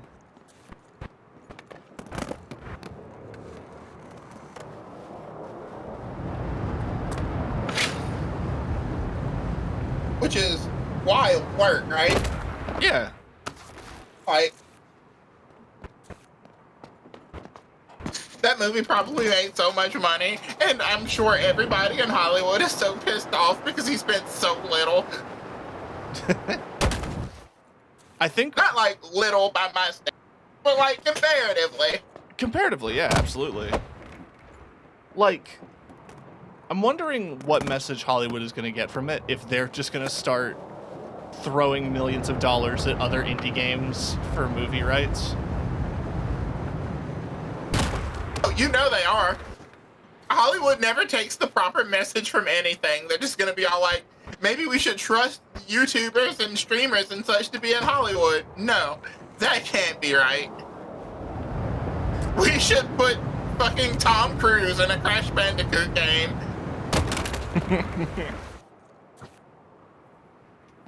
I'm looking Where forward to his the only line Balatro is, thing. wow!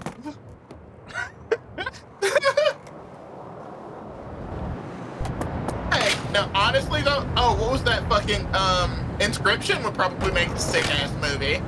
That probably would, honestly. Be like, I'd love to see that play with visual effects and stuff.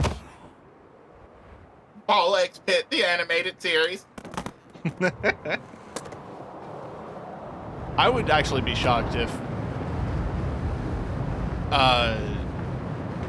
Devolver just decides to do any of that stuff. I would absolutely watch like a full animated Ultra Kill. Oh, fuck yeah.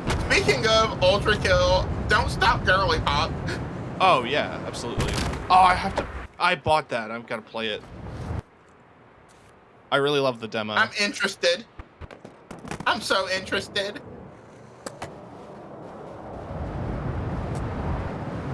Because me in clothing is a goth nightmare, and me in personality is the bubbly pink clothed princess.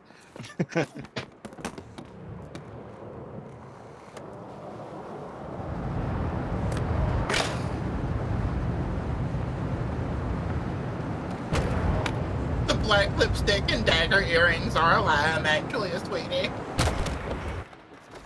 Exactly.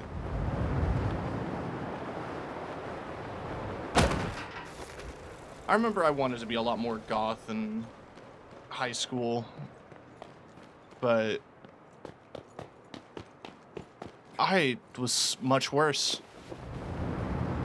I was an anime.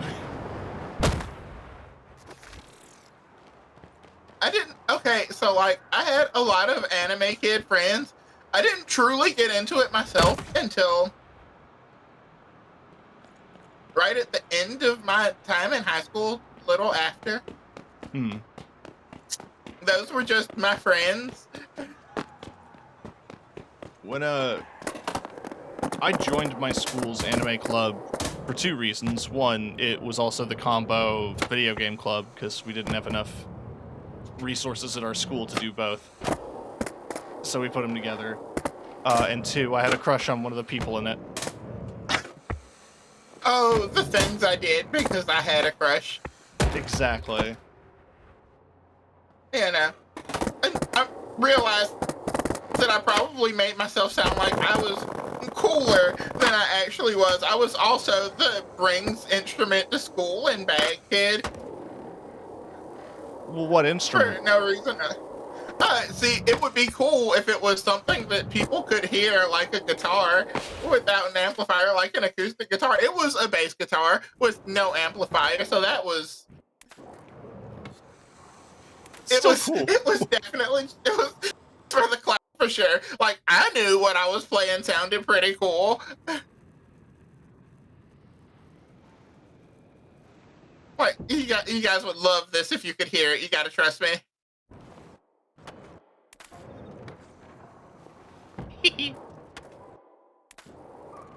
little glitch where my character started wobbling.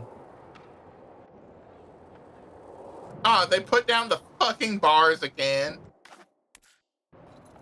No fun allowed. Fine, I'll get off of the building roof ramp. little diamond things around the map. Those are challenges, and I mention that because, actually, I can make you party leader. And I can go do a challenge. Yeah, and when you open the menu for it, it'll say start co-op and start solo. They are separate.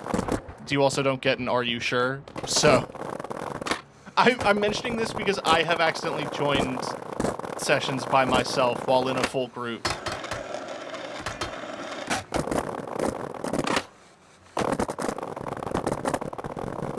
Start. Oh, There we go.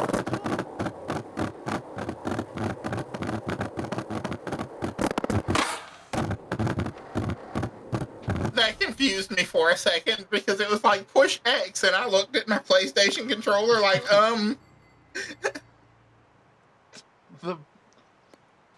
The button they insist is X. No cool, only piss. What up, Scoot?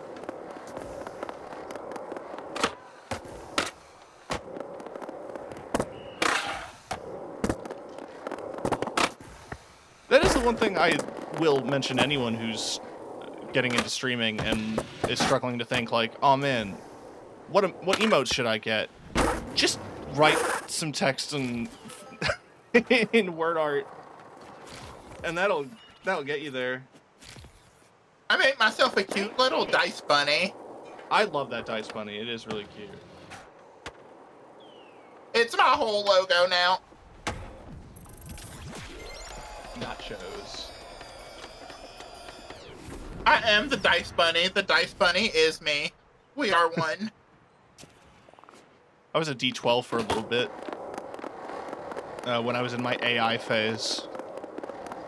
Like, cool, fun AI, not dreadful AI. ChatGPT. No, I think that was also part of the reason why I changed from being a computer program.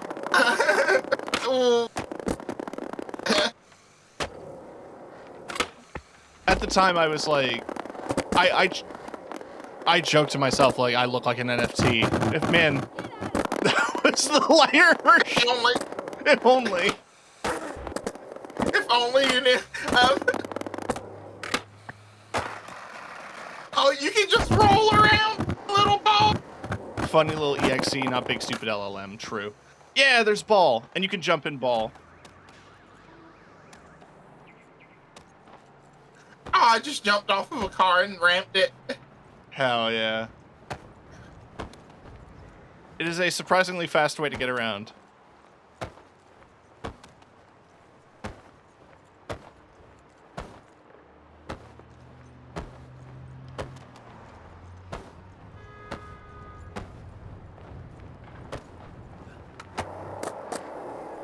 Oh, if you tap the jump button while you roll, it speeds you.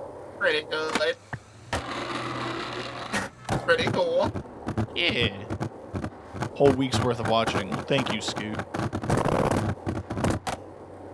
You're about on that watch streak too, aren't you? Me? Yeah. Yeah, no, for sure. I have a strong watch streak of television on the internet.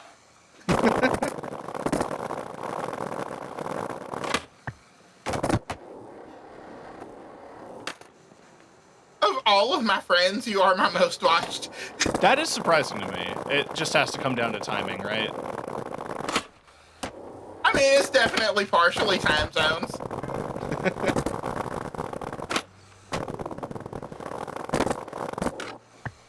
I mean, but also, you play fun stuff, and, you know, you're good for conversation. You're an entertaining person, and you should give yourself more credit. Oh, I definitely think I am, and I should. And the same goes to you, for the record. You are a great storyteller, and tabletop's just fun to watch on top of to play. It's nice being able to go back through the VODs. The VODs do better than the actual streams. That's kind of the case with a lot of real play. It's just because you can pause it. I've been considering, like, figuring out how to break it down into a podcast format. But since we use maps, a lot of our stuff is visual. Yeah, that is the tricky thing.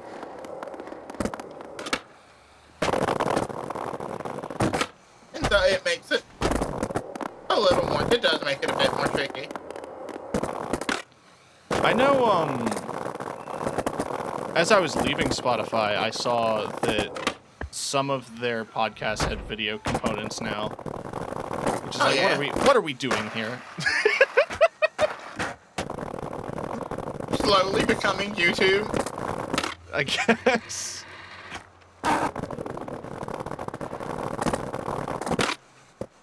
Next, there's gonna be fucking Let's Plays on Spotify. What is funny is sometimes if you look up like a specific song or something, you will just get somebody who uploaded a whole ass Let's Play. No, I definitely dropped Spotify, I've played around with music services. I'm just on YouTube Music at this point. Oh, so am I. Oh, I should send you the link for the stuff that I use for, if you want, like, notifications on stream for what music's playing. Oh, yeah, because that's always really cool.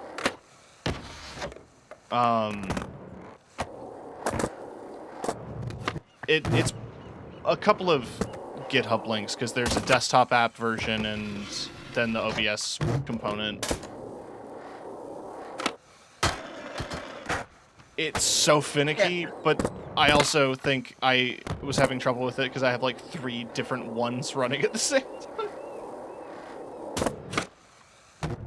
time. I'll be right back. I need to take a bio break. Yeah, no worries.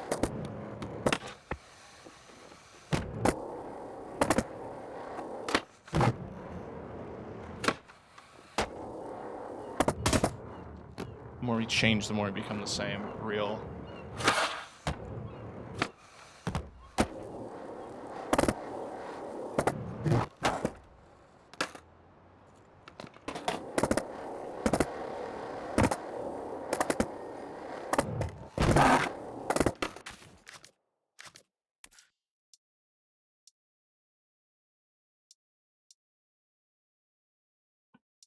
Oh, I didn't check my...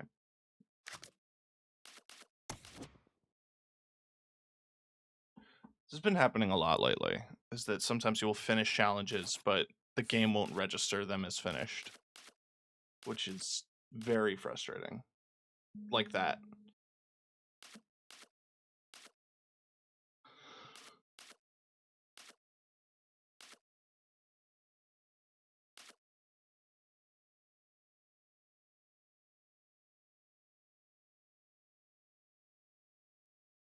Yeah, when I say I have like 3 of them running, I think there's 2 different plugins for my music on this right now. Yeah, because one of them is just the album art that spins, and the other is the text.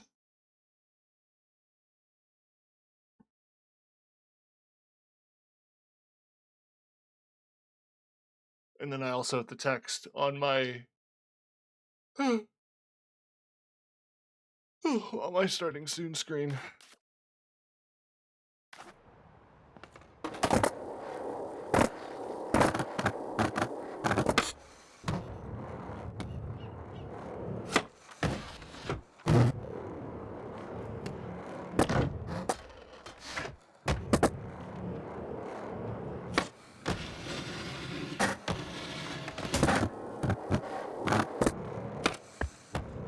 This game needs more tank tops. That is just a statement of fact, I think. We need to get sluttier. And yeah, we got plenty of crops. I just want tanks.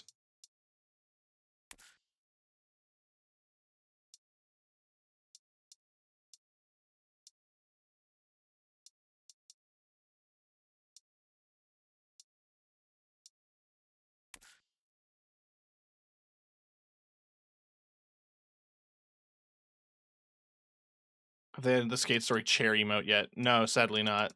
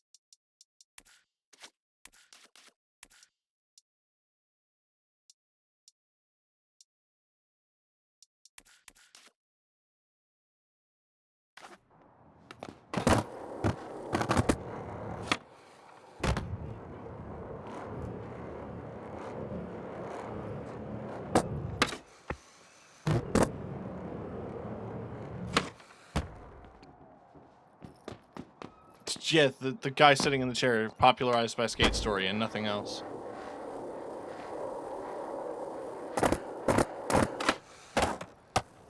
Honestly, if they drop some Skate Story stuff, that'd be pretty sweet. Like, for this game. I cracked. I bought the Skate Story's physical skateboard.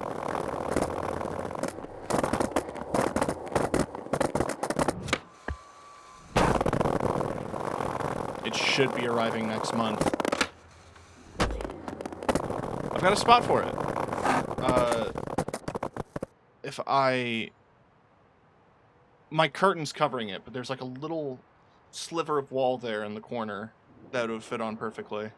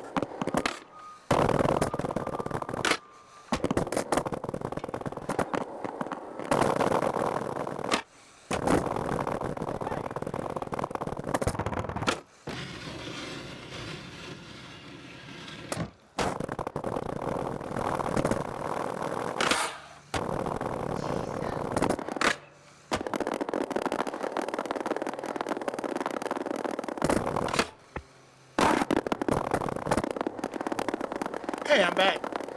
Welcome back.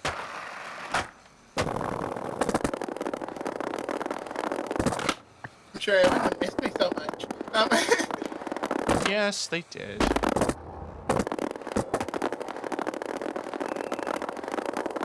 I should check my map for challenges and stuff. Yeah, it's how you level up with the zones.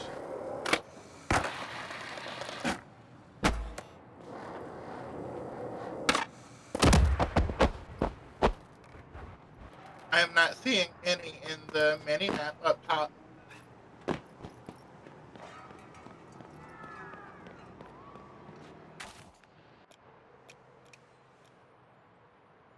Oh shit! Yeah, I can't hear it right now, Well, but I'm definitely grabbing this Daisy the Great song.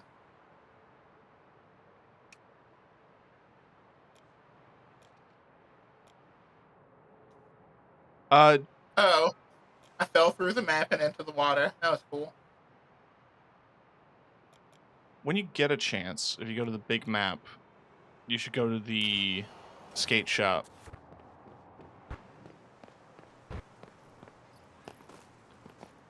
Because I think you leveled up. Oh.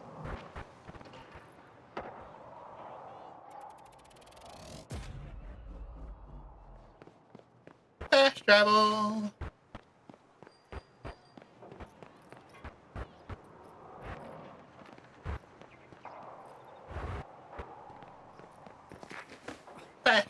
double finger quotes I say as I stare at a load screen.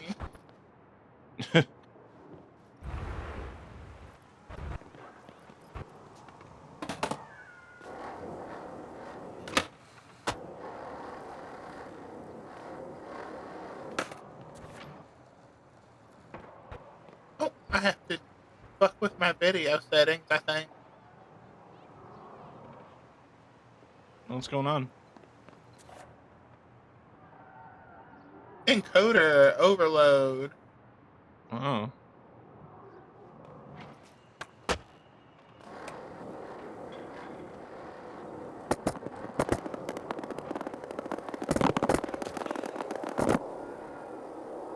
Whatever. That's not in a while problem and not an immediate moment problem.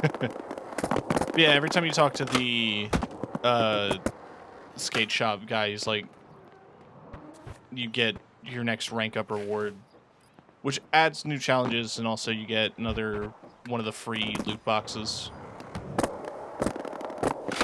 Congratulations! Oh, a grip tape pattern. A point gesture. A ramp. 2 fast travel points. 2 challenges. A box? Just a box. Yeah, so Oh. when you go to the shop, they put it at the bottom so that you incentivize to buy stuff. But then, like, each of the different sections of the map have their own box categories, and that has all the free items in it. Huh.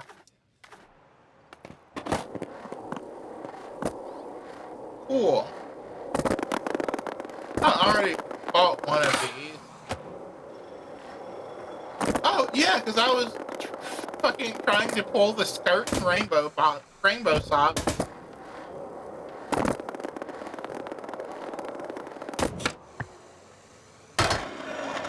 And of course, I'm gonna get everything else first. Yeah, that's kind of how it goes. I got the grip tape.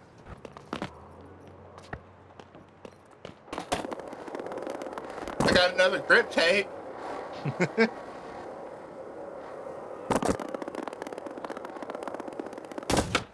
I got wheels. Skirt. Cool. Green plaid skirt. So simple.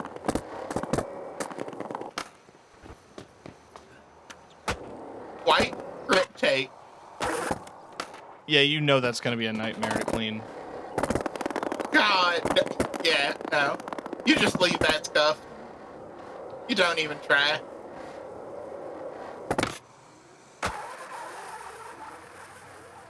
The rainbow socks are gonna be the last thing I get.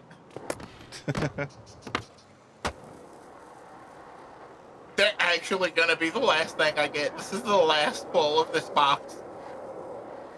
Come on, pajamas. Yeah, I remember that.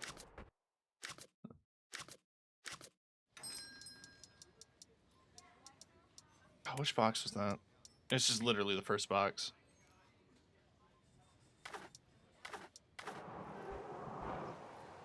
Okay, now I can actually... Let's see. Okay, how do I close my character? I forget. Oh, there it is. Apparel.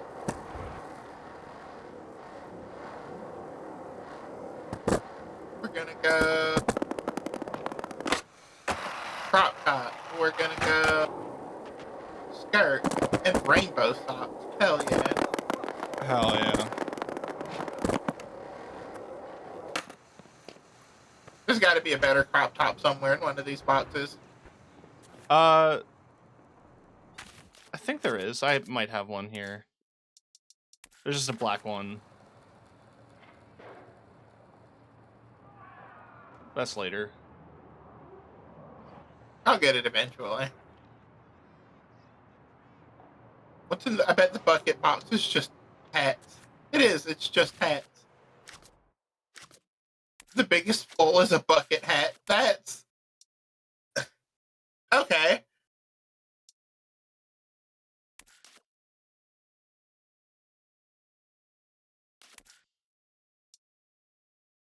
I've met exactly two types of people who love bucket hats, and only one of them is decent.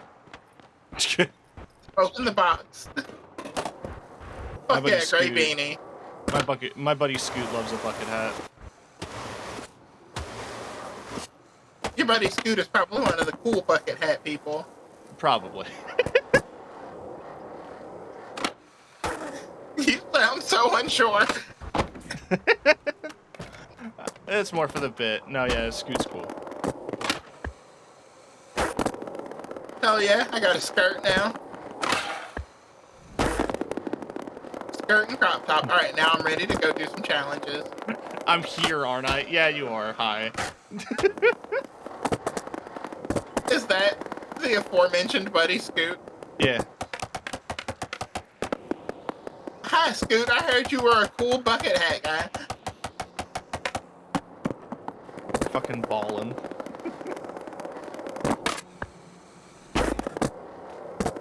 You're one of the good bucket hats.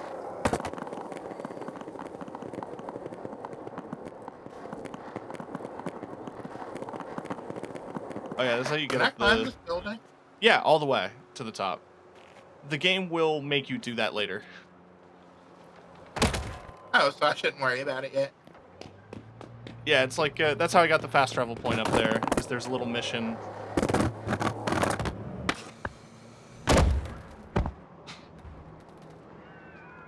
Climb a building. I see it. I see the path.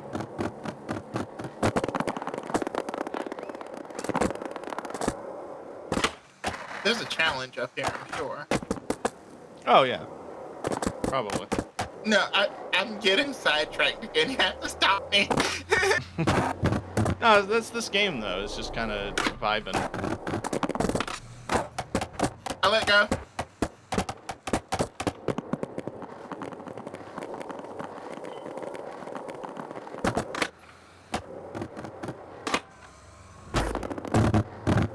Alright, cool. I'm gonna...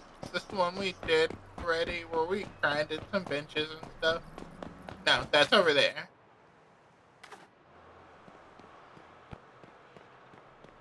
Huh.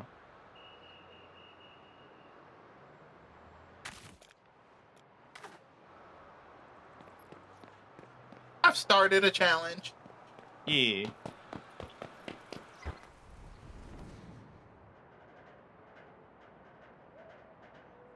Oh shit, What'd my you do? stream disconnected Okay. again. It reconnected.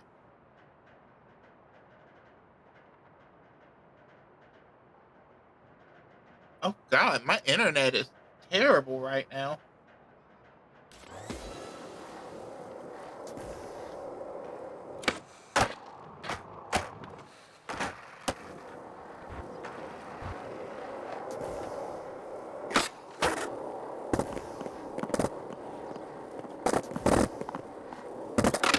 Gently turn and go pick this up. Yeah. These challenges really don't like it when you get off your board. So sometimes you just kind of have to pivot. A gentle pivot. Hey, Jay. Hey!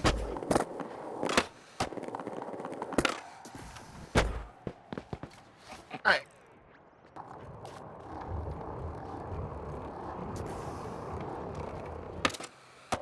I bailed.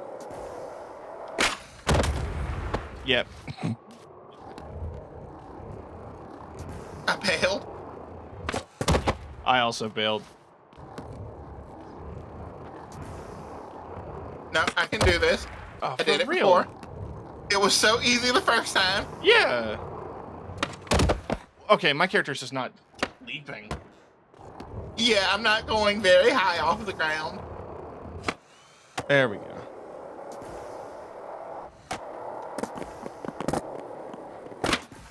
I can do this. I can do this. Okay.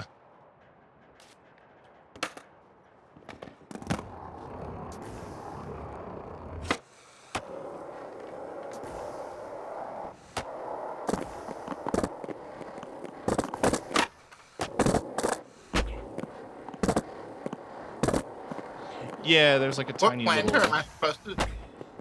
Oh, it'll be marked. Oh no, my worst enemy. I can't get up on this one tiny little spot.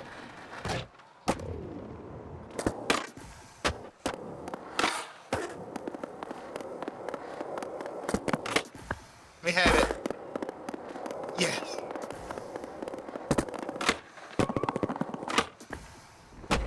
Ooh.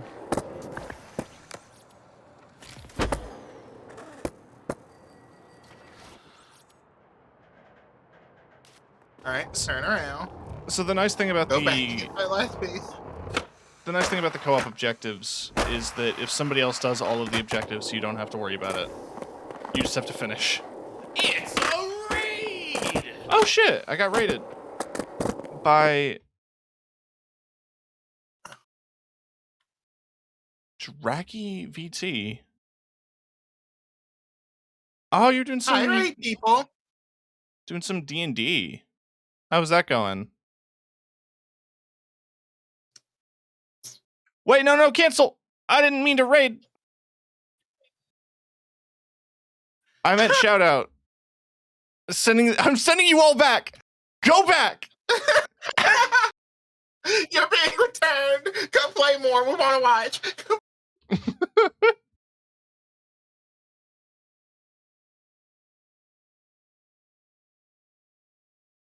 There we go. Anyway, hi everybody who came in here. I'm TK, the host of Red Violet TV. It's television on the internet. I'm joined by my friend Shkloomp, aka Tara, who also does tabletop stuff. I'm the dungeon bunny. Hi. You're the dungeon bunny. So you want to go see some of that? You should absolutely follow Shkloomp.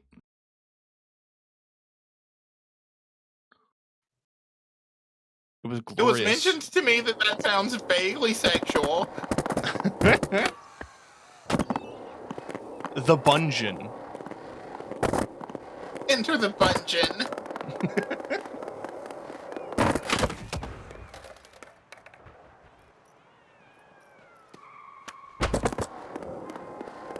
Alright, I'm doing another challenge.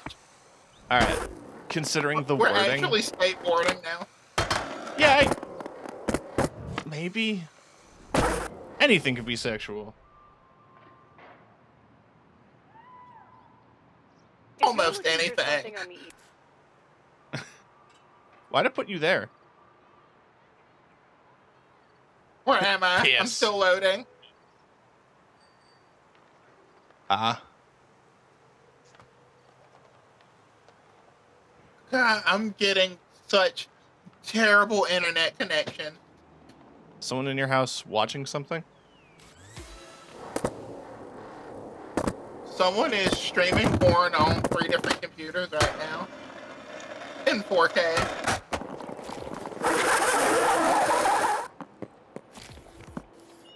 The difference between someone who likes D&D or BDSM is the definition of what is a dungeon master. But what if it's both? If you had seen games, you would know that the distinction is negligible. All that text is getting eaten up. I need to swap sides. I'm gonna go fidget with my internet box and hope I don't destroy my stream. BRB. Alright.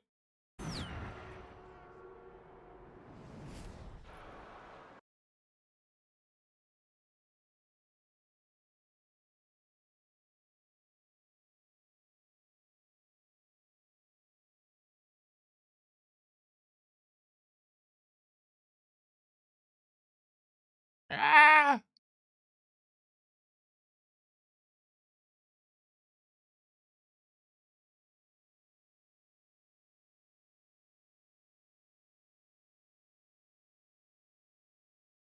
There we go. Sorry.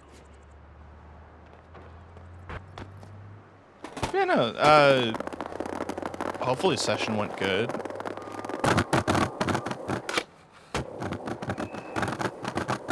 I've just been vibing, been skating. We have been talking tabletop. So it is apropos. Hey, my Ethernet cable was partially pushed out. That explains so much. You were lag switching this whole time? Yes, in the year of our Lord 2026, I was like, I'm gonna lag switch on this cooperative skateboard game. Yeah.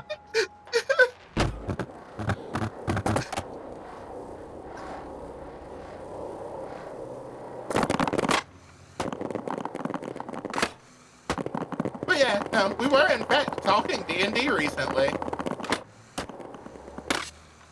I also know. Pathfinder, but you know. Yeah, Pathfinder, yeah.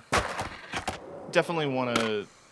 I've been so inspired by all the cool shit my friends have been doing. And I've too many ideas. I've been given too much freedom.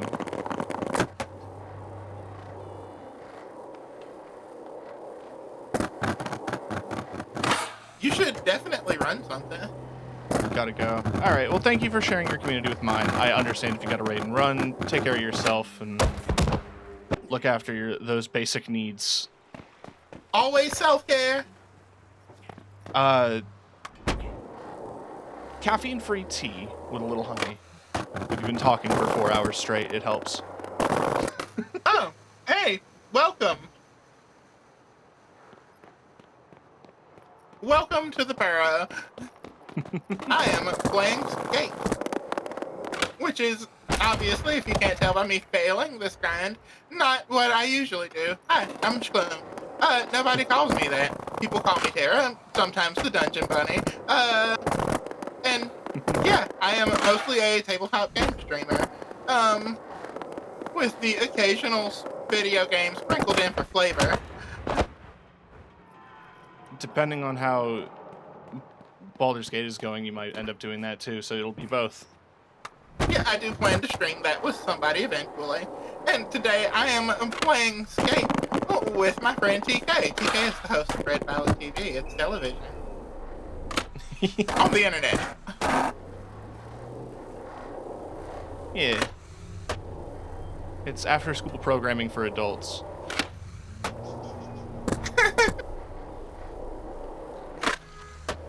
Shit, I got hit by a car. Man, traffic in the city's bad when there's traffic. That's any city. You know, it was allegedly a city built for skateboarders. And yeah, no, there's still a lot of car traffic. I say a lot of car traffic for the skateboarder city.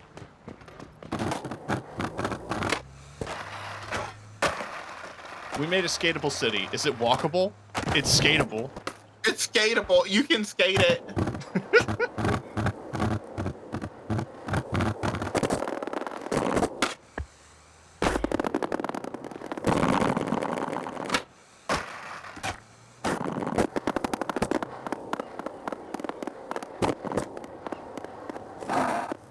I was gonna do another challenge, and once again, I lost the plot. I mean, to be fair, you were checking your internet connection. Yeah. I need to get a new Ethernet cord. Yeah. Because it does not properly clip in. I was having that issue for a while, too. There was a point in time, well, it's still that time, where the Ethernet cable plugged into my computer right now is snaked through the wall into the other bedroom in this house. And then there is a hole drilled through the floor carrying both the Ethernet cable that plugs into that room and my room down to the modem in the living room. I will eventually send you a picture of my cable management. It would give somebody a panic attack. I tried really hard and then gave up and bought a basket to put all my cables in. The cable management actually at my computer is awful. The cable management that leads my Ethernet cords to different places throughout the house is visibly the work of someone who tried their best.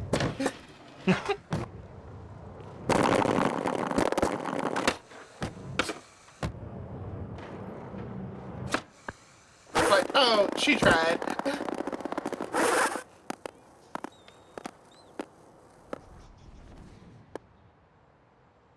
Wooden whoop-de-doos with... There's so many times where I wish I knew how to, like, actually functionally animate, but all of the knowledge that I learned about doing anything animated is gone from my head. Yeah.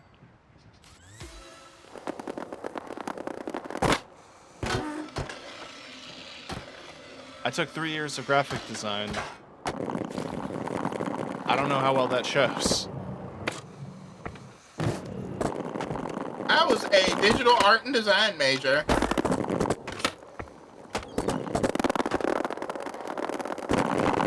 And yeah, I can do great two-dimensional designs.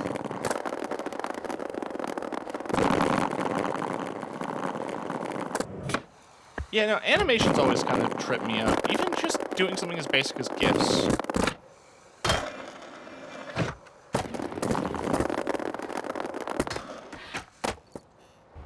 Oh, we're supposed to be doing grindy tricks. I see. Yeah, I these are, didn't pay attention to the prompts at all. I just started doing tricks and such. I mean, hey, we needed to do flips, and you did a bunch of them. I did like so many flips.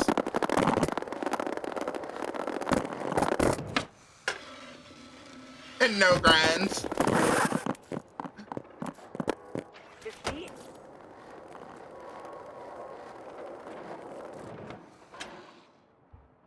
No, they put a little heart around my name at the end. It's Shkloomp Almighty, but with a heart. Hell yeah. My character is so short compared to yours.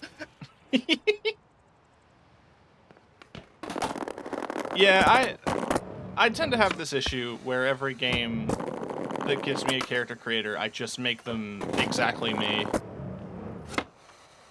And I happen to be tall. I make me but short.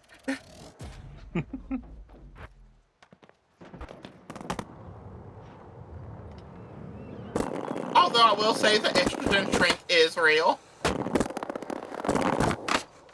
Really? Yeah.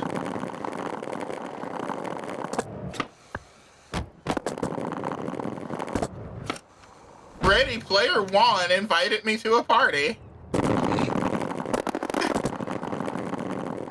Yeah, that'll happen sometimes. Sorry, Juan. People will have their co-op challenges to finish. It really encourages cooperative play. It does, doesn't it? I'm waiting for them to drop Skate Deathmatch. They are planning on actually having some more competitive modes in the future. They want to have proper horse / skate. Not make it so that the other skaters die. Skate battle royale. Well, like Dominator in Forza, I'd be impressed if they could figure that out. Skate game, but it's a hero shooter.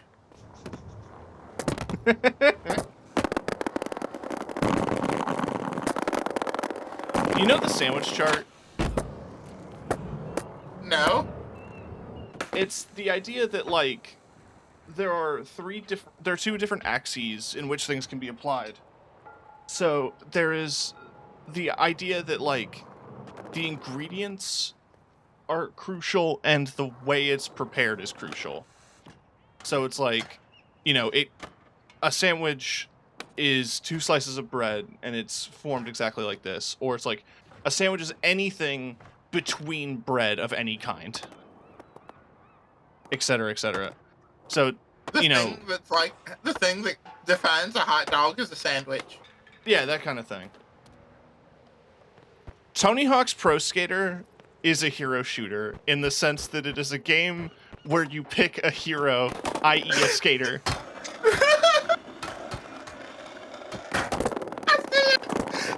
My favorite class is Bob Burnquist. Bam or Jermaine?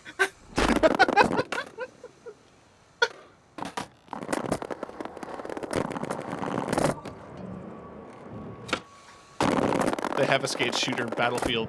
That is true. This game is made in the Frostbite engine, which is how it's used for Battlefield.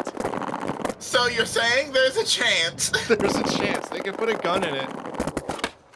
the world's first extraction skater?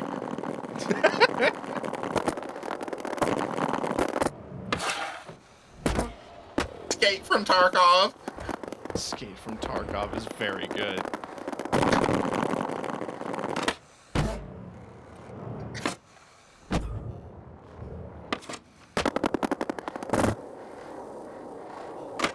It would also, as a game, probably be very bad because both this and Tarkov are games with such a very steep learning curve.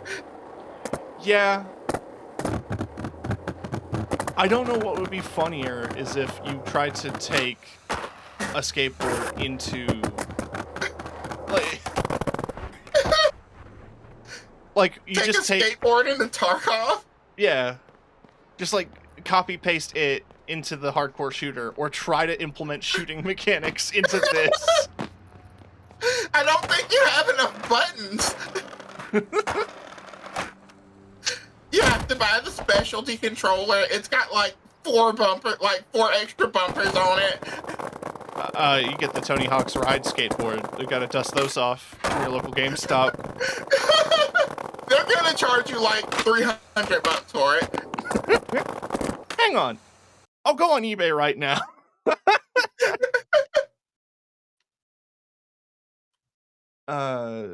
Tony Hawk Ride. Yeah, no, there's about 300 Canadian. Holy box. shit! That was a shot in the dark. I'm looking at one, yeah, complete inbox, sealed, 284. Tony Hawk Ride 2 is only $65. I guess Shred is much worse. The controller is where they get you.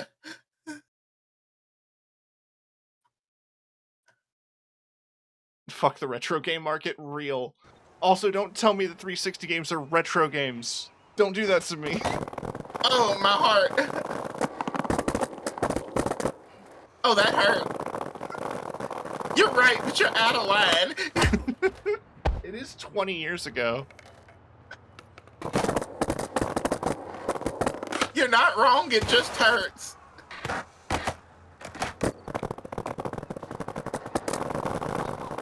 God, I remember getting my 360 for the first time. We bought the arcade, and it didn't come with the hard drive.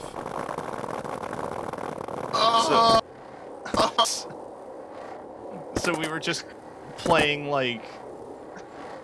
We were losing our saves on Cameo, the only game it came with.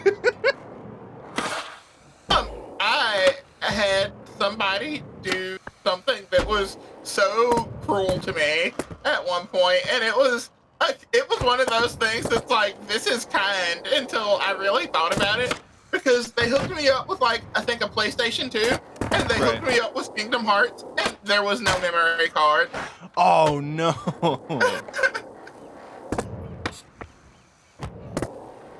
Man. I kept that PlayStation. I think I broke it early by just keeping it on for such an obscene amount of time. Just burning it out. There was no way I was losing all of that progress. No, exactly.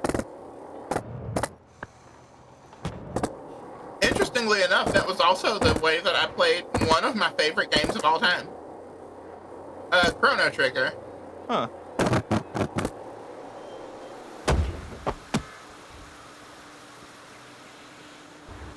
I was the youngest sibling, so a lot of games that were, like, a bit older, I always just experienced by watching my brother play them.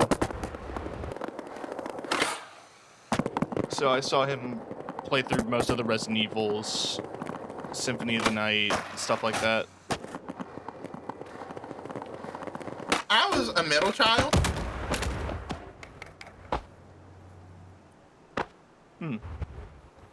And video games were probably the only way that I could avoid, like, my parents trying to make me do quote-unquote boy stuff.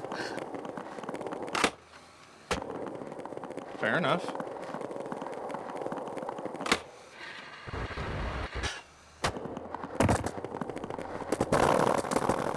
And then I discovered that, look, video games are actually pretty great. Pretty fun. Pretty fun stuff. Great for escapism and just doing whatever.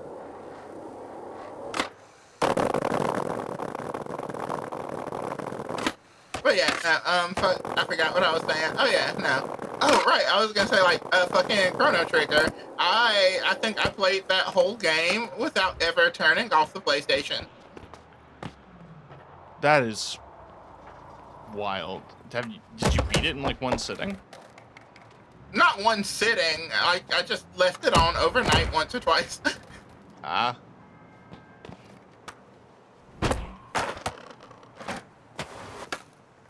It was, yeah, but it was very few sittings. I'm surprised Maybe two. Out of all the remakes they've done, I'm surprised they haven't tried Chrono Trigger. I want them to give Chrono Trigger the same treatment that they gave Final Fantasy VII. Yeah, I could honestly see that. Or they go like, they could even take it in like the Dragon Quest style of like, you know, that 3D model thing and retaining a lot of the Tezuka art. Yeah, no, for sure. But yeah, no, like giving it the same depth that the 7 remake got would be really interesting. It was such a good game, and it's got like a lot of people truly love that game. Yeah. If I had to guess why, it's probably a rights thing. Probably. Yeah, you can just keep reverting. Oh yeah, forever. They, that is the thing exclusive to this game. I think in Skate 3, you stop after like 3 or 4.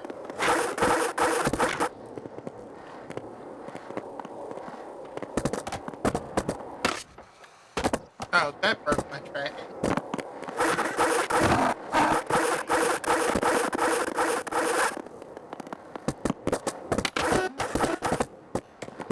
Yeah, no, like this game lets you do a lot, huh? Yeah. It is not perfect. And it's definitely not something I think you could compare directly to the previous 3. But it's just a fun time. It is a skateboarding game. I kind of play it and experience it the same way I did when I used to have Game Pass and I had Forzas. I would just kind of mindlessly drive. And this is just like, yeah, I'm just skating. There is truly no thought required to actually play this game. Yeah, despite its complexity. Yeah, no, like, no. It's one of those, like, easy to learn, difficult to master things. Yeah. Which is why it's perfect for a Tarkov crossover.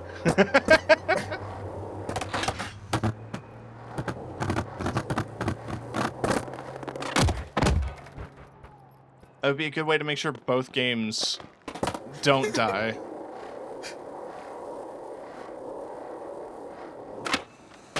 Also, I gotta say, the people who played the Skate Tarkov crossover might actually just be the worst people in gaming. Yeah.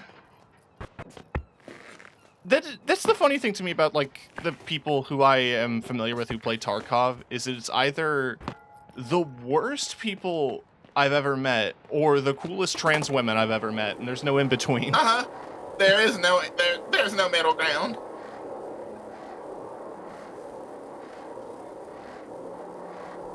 Again, like, everything that I mean, you know, it's because, like, the worst people you met are like, I want to have something difficult in my life, and the trans women who are cool when playing it are like, this is actually just easier than my actual real life. Fucking Tarkov does not have a learning curve, it has a cliff. Yeah. Ow. I fell off a crane thing. I want to climb this structure. I want to climb this structure so bad. The urge to be tall.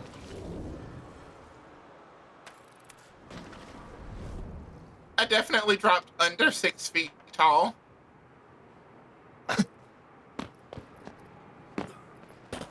There are, in fact, things that became higher away from me. My younger sibling is taller than me now. Huh. That's cool.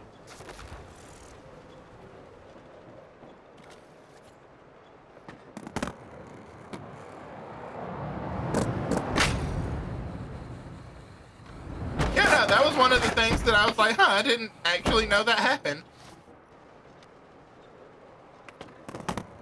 Yeah.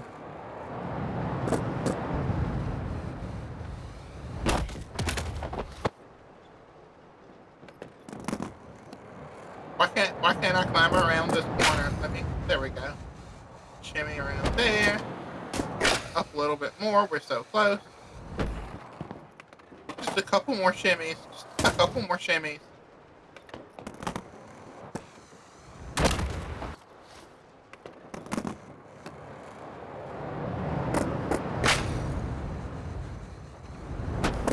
No. I need to climb this entire structure. Please. Let me up. I did it. Oh god, how do I get there? Can I jump it? Ah! That's honestly... There's no point to this. Yeah, it's the fact that the game gives you the tools to climb whatever that just makes you want to climb everything. I was busy asking if I could, and I never asked if I should.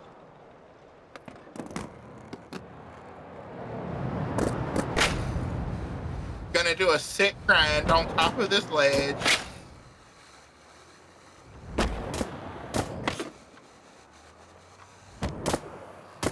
No, no. Okay, I didn't fall. Skate, it's digging a hole.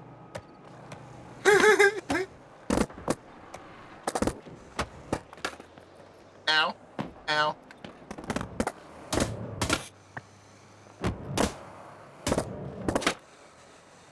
This game really does let you go everywhere, huh?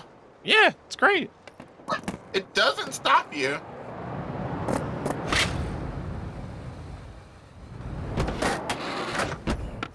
Do I have some negative things to say about it? Sure.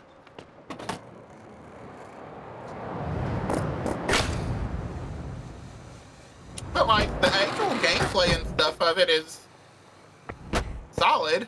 Yeah, I wouldn't be this invested in the game if I wasn't, like, enjoying the core of it. Oh, also, I never got to hang around to finish it before. How did you end up feeling about High Guard? Fine. I wasn't, like... I think there's a lot of interesting ideas in it. I am not surprised it's dead. It officially dies in, like, 2 weeks. So short-lived.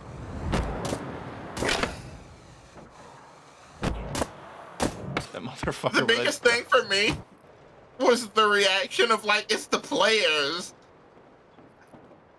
It's the players' fault that this game isn't good. I think, honestly, the worst thing about it is its art The direction. Video Games Award thing was the worst.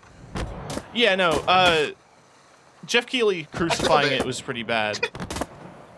Yeah, that was it. It was an assassination disguised as a kindness. Like, yeah, no, they would have to be stupid to turn that down, but also, why would you do that to them? How did you do that to them? Like, this game right here, this is the one. Hey, one more thing. It's this. You know they were in their like fucking offices like, no! I think they were, I bet you they were just told, yeah, you'll get a spot. They were told, your spot is the one last thing.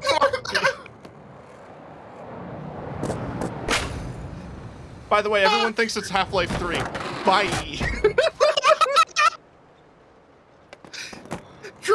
Truly, that was a fucking assassination. God. Man, I had problems with it as a concept. Like, fucking, there were a lot of things that were like, you know, looking into it and stuff. There was stuff that was missing from the game that should have been there, right? Like, the game started off as like what, 3v3 PvP or something like that. Yeah, and then they added a 5v5 mode and then kept it on a huge map or whatever, which Yeah. 5v5 should have been the standard. Like, that's something that anybody from the outside testing it would have been all like, hey, this game needs not this. like It needs more people in order to function on a map this big or whatever. And these mechanics are cool, but like, you know, you need this or you need that or whatever. Yeah, no, it definitely Any worked. outside insight could have saved them. It worked better with a larger team. I really, honestly, I love the idea of an objective mode where it's like attacking the enemy base, but that you get to pick your base. That was a neat idea. I hope a better game takes that. Yeah.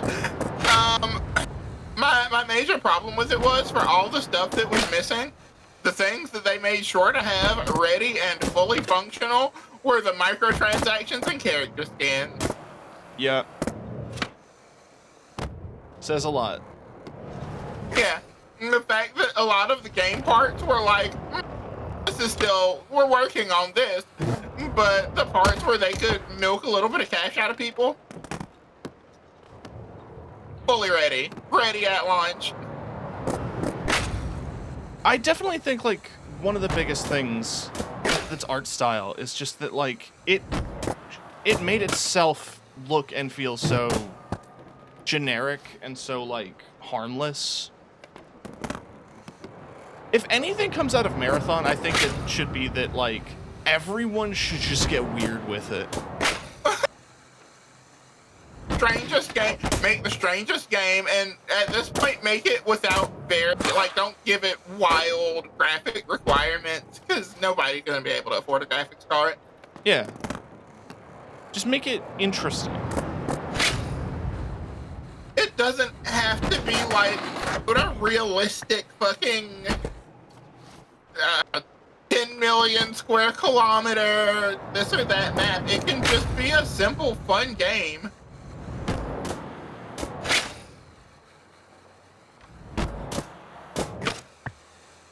Also, I did a hextuple heel flip a second ago. I'm proud of myself. Nice.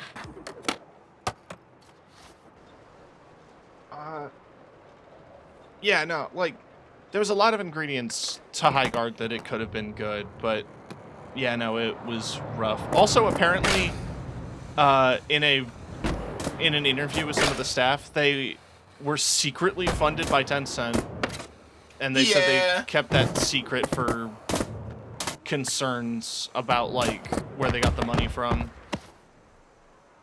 Yeah, because indie games are what sell, and it kind of feels like lying because it kind of wasn't really an indie game, right? Like, Yeah. in the spirit of what an indie game is. It's basically former Apex devs trying to make Apex again.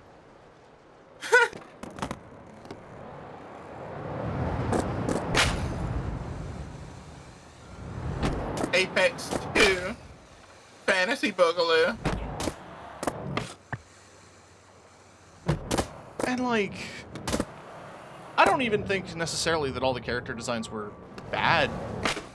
Some of them were generic. They added one post-launch that was kind of hot, but that was it. They were just middle of the road, right? Like, it was like...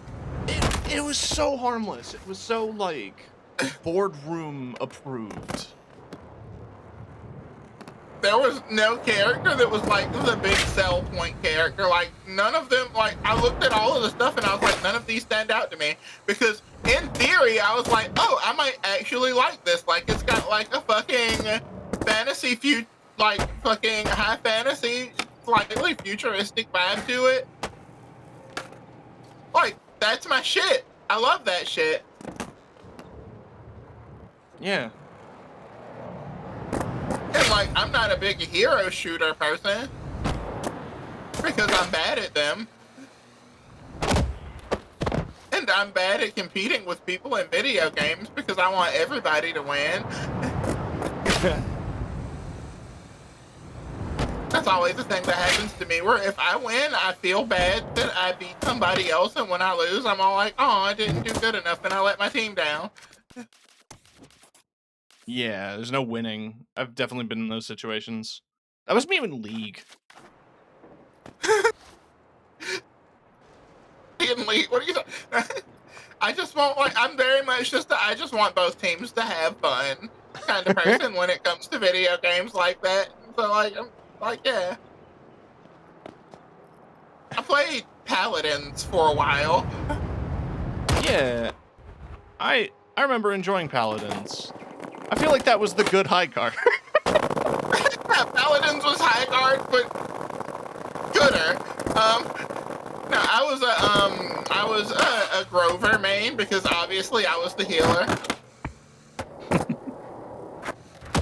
I'm always never not the healer. I've always been around tanks. Well, not always. I think when I was younger, I was obsessed with like range DPS.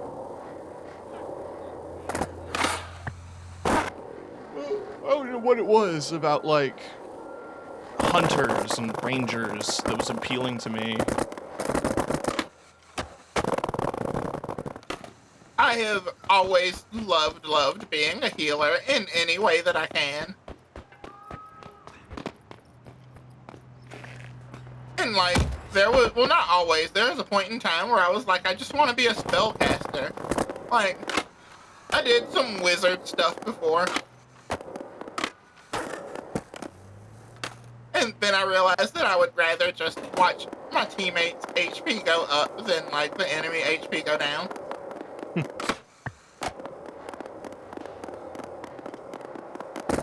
You ever do big MMOs? I played World of Warcraft for a while. I was gonna ask you specifically about World of Warcraft having like heal raid bosses. Didn't do much raid bossing because I was never like, I never got, okay, so my time in World of Warcraft was because I had friends who played World of Warcraft and they wanted me to play World of Warcraft so that we could do stuff together. Yeah. Yeah. And I was like, cool.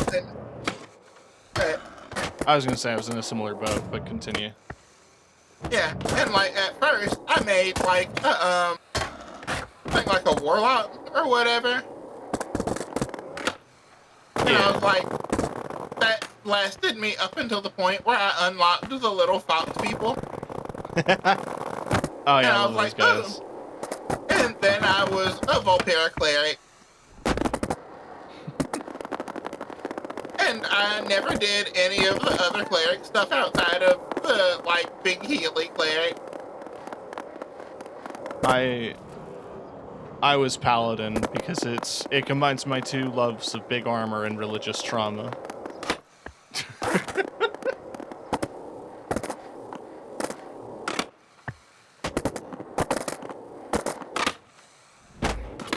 I like playing clerics, and especially games like that, because I can technically be competitive without being the direct cause of the loss for another team.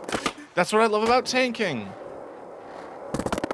I don't know. I didn't kill you. I did facilitate it a little bit. I don't have to do the most damage. I just have to not die. Yeah, like I don't have to do any damage at all. I just have to make yours not matter.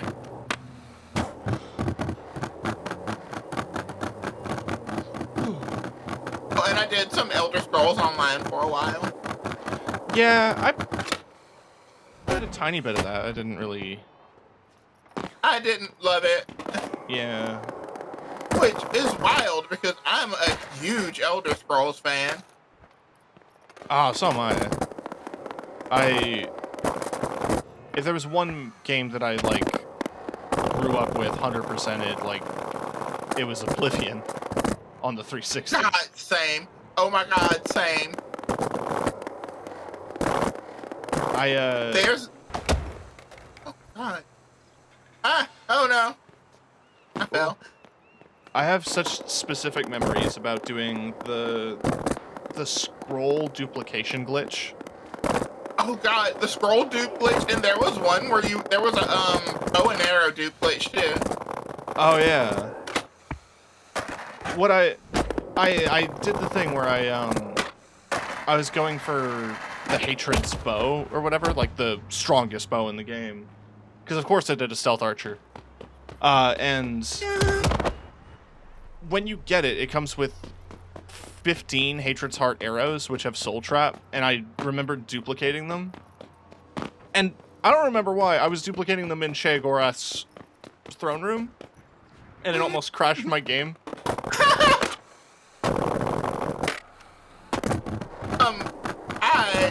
Oh, there you are. I was a spellcaster. Yeah. You're a spellcaster. I love spells. I never liked... I understand the draw to Stealth Archer, because it just works.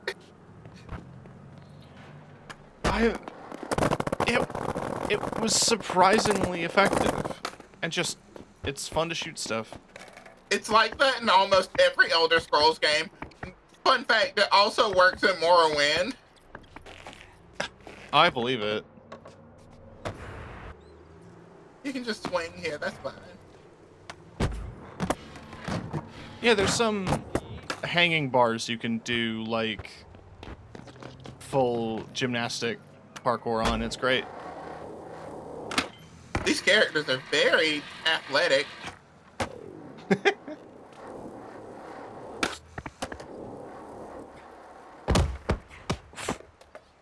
You can do straight up, like, parkour flips and stuff. Yeah, it's great. I call them parkour flips because I'm sure these flips have a name. I just don't know them.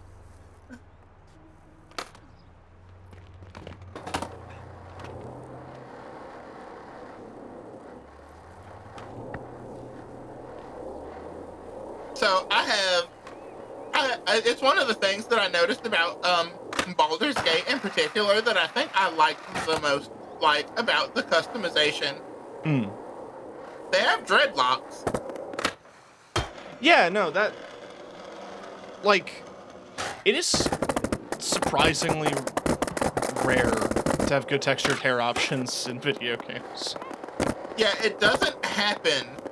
Like Cyberpunk, the game that got praised for its character customization. Yeah. And then I realized that all of those praises probably came from somebody like... It's a game... It's a... The RPG system was made by a black person, and he didn't take the time to make sure that there was good... Yeah!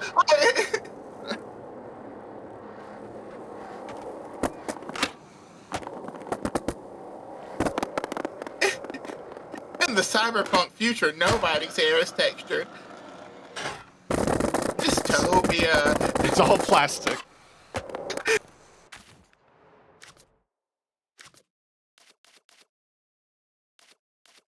Like, what? I don't know, that did shock me about Cyberpunk, though. It's like, wow, it is, like, the character customization is great. But it's just that one thing. Yeah. I do wish the Pathfinder system people, like, I wish Peso, I think that's how you say their name, I wish they would do something in the same vein as, like, Baldur's Gate. That'd be cool. Because they have games. But none of them in Pathfinder 2nd Edition so far. I'm also kind of curious. Oh, continue, sorry. It's all 1st Edition, which is jank. I think a game in that style, and like the top-down ARPG style, would be interesting in Starfinder, honestly.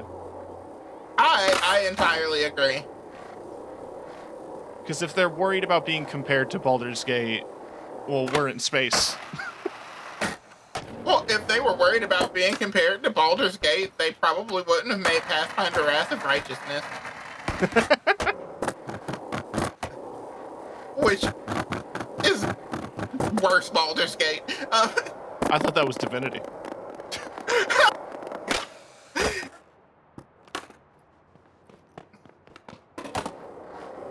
You're right, no. Wrath of Righteousness is worse Divinity.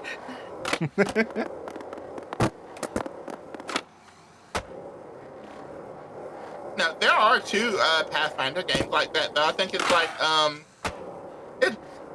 Kingmaker, which I played, and I did enjoy, and Wrath of Righteousness, which I played this role-playing game where I played the role of the fucking victim with the way that game fucking murdered me for the first, like, God knows how long. Yeah. Playing these games, I'm always like, God, I'm such a nice GM. I remember the whole thing about crit fails, and it's like, oh, trust me, actual crit fails in Pathfinder are much crueler than we are. Yeah, no. Well, wasn't that me? I said that to Azura, I'm pretty sure. Yeah. It's like, no, this is kind. This is nice, trust me.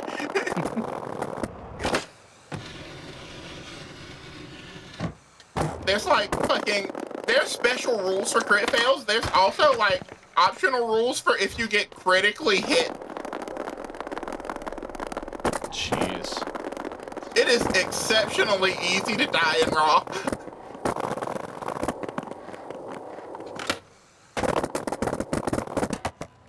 Like, so like as a system, they love their inclusivity in the sense that everybody can get those hands.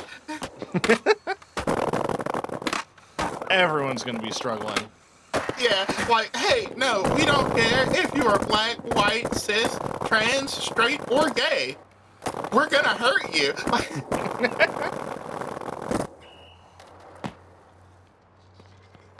Have the serum of sex shift and get ready to fucking fight. Basically what we did to Pam, isn't it? Yeah. Take these hormones and this gun.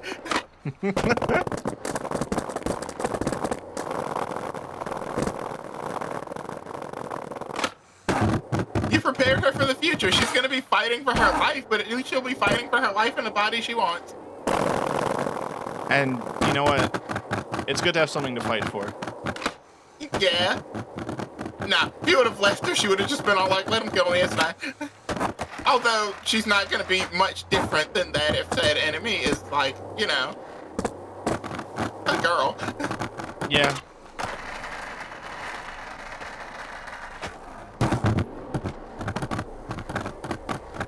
You know, I'm proud of myself for some of the NPCs I make. No, they're great.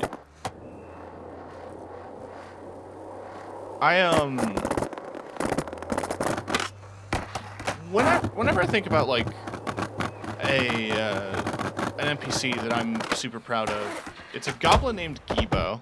It's always a goblin. Because for my birthday, I asked my local friends if they were willing to do a D&D campaign for me. And, like, I asked to DM for my birthday. No better present than forcing my friends to sit around a table for a couple hours. And You asked to like be a DM for your birthday? yeah. It's okay to love yourself. What are you doing? I didn't really have much of a plan, but I was gifted the 5e starter kit. And, you know, I did Lost Mines, because everyone has to run that at least once. Wendover? Yeah. Yeah.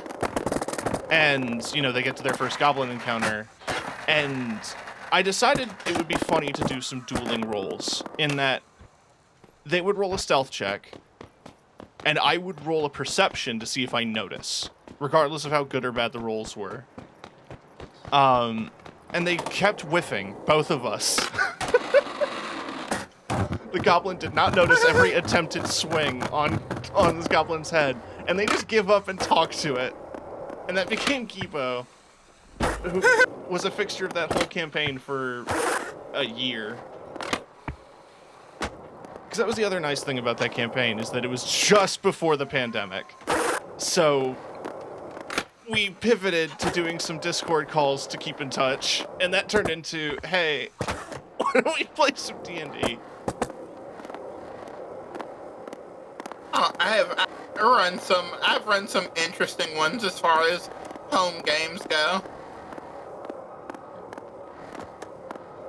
I tortured myself a little bit because I was like, I want to run a campaign that is specifically themed in the form of like an isekai anime, because, you know, got a lot of anime, like a lot of my friends are like huge anime heads, and like I like a good anime.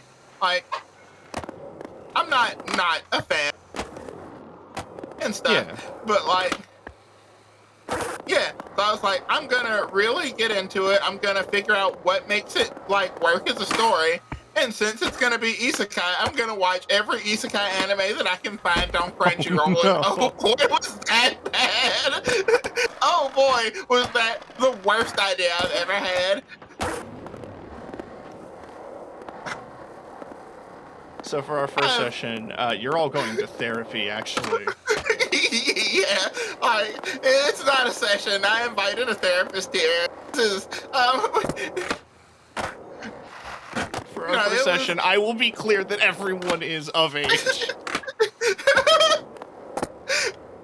Like, you'll see the forms here that I'm handing you out. They clarify that everyone in here is over the age of, fuck it, they're all over the age of 30. Like, just be safe. Okay, I'd watch that. But yeah, no, it was, go ahead. I was gonna say, like, an isekai where everyone's, like, in their 30s and just adventuring. Like, trying to get back into adventuring. So yeah, I did change some stuff from what I learned from isekai, where like the adults were normal and not on the list. Jesus. Oh. It's such good short form, isn't it? But also, it just reminds you of how fucked everything is.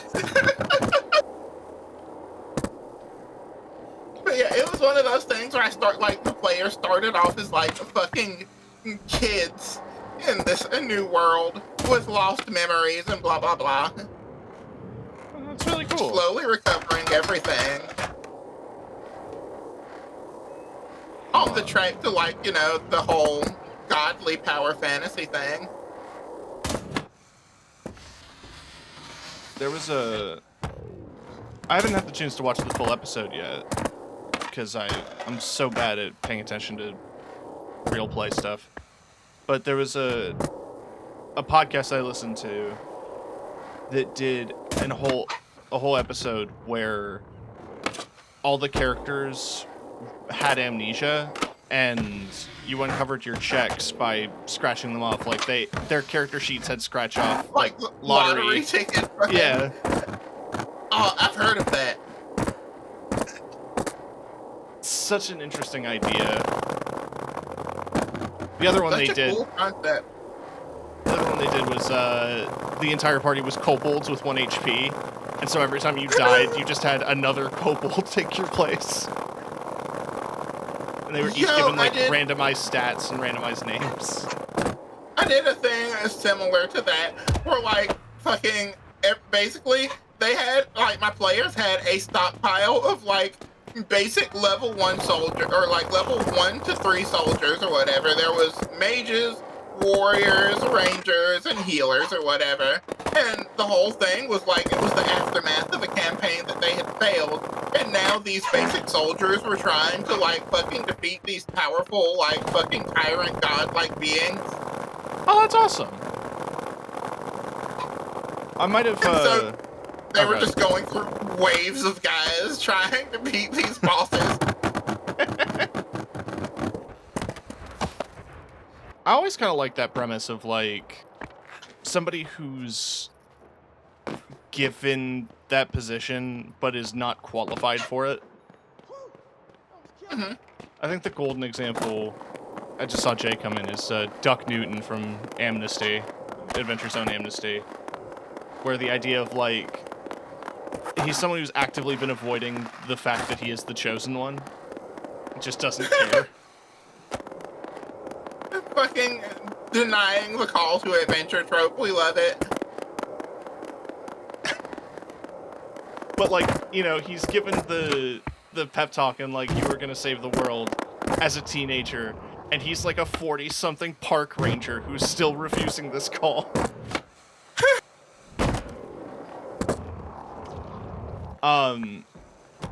One of the campaigns that I did with that same local friend group, it was a Monster of the Week campaign one of my buddies wrote, and his premise was that it was the school from Buffy, but all the main kids died. Oh, shit. So instead of the kids being like the chosen ones, it's just given to random faculty. So we're all playing teachers at the local high school and some from the college doing monster fighting, and it was really good. Hell yeah, though. That sounds sick.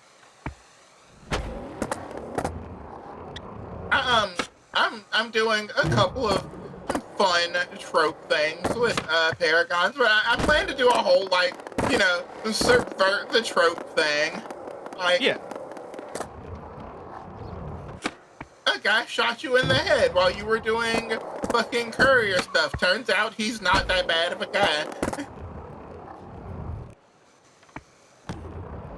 Turns out we're all the chosen one. Yeah, like the chosen one trope, but it's everybody. I mean, Which that place... Go ahead, sorry. Which is like, you know, yeah, why I gave everyone their cool special power thing, because like this is gonna be such a fun thing where they all have the I'm the chosen one conversation. It plays nicely into the idea of like I'm the most important character in my own story, but like we're all in this story, so we're all now the most important. Plus, it felt cool to have a room full of people being all like, "Well, you're a protagonist." Yeah. So excited to start part 2 of your Monster of the Week campaign. Forcing my Blorbos into it. Hell yeah. That's what it's for. This is my OC playground.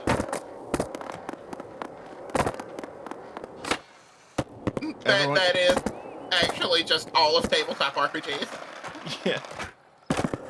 I'm putting my characters in situations, and my friends are there.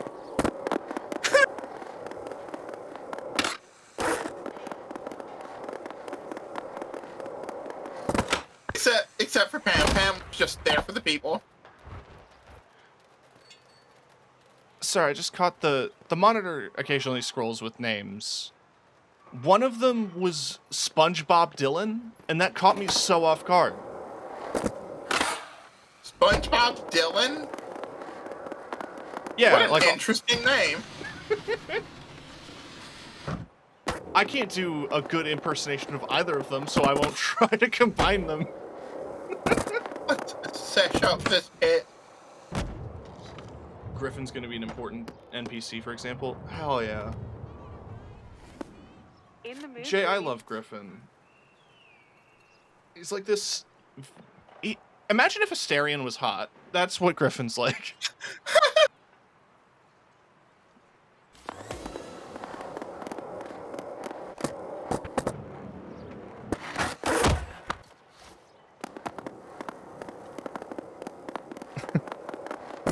Oh, there he is.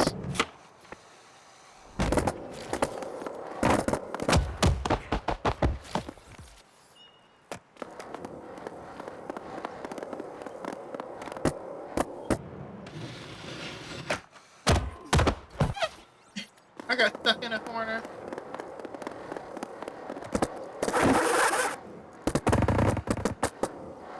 I would just like to land these grinds. Right. That was one. I sure did a thing. We did it. Hell yeah, teamwork. I'm really good at doing flip tricks. Like, not flip tricks like kick flips, Like just like front flipping. flips. Yeah. Body rotations. It's fun.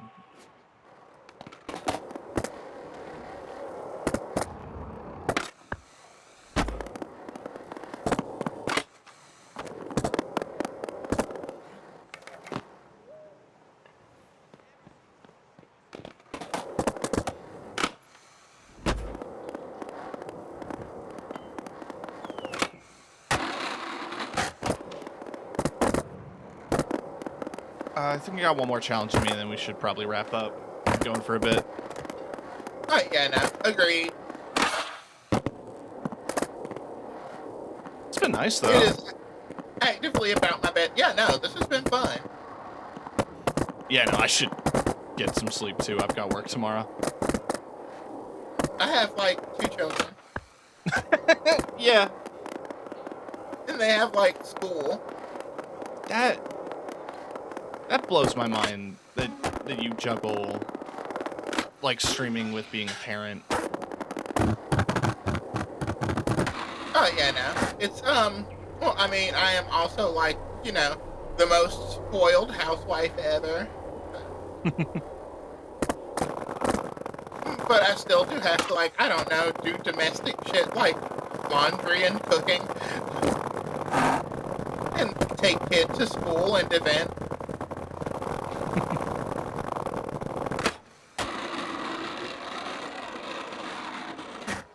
It is an interesting dichotomy from my end too, though, to be honest.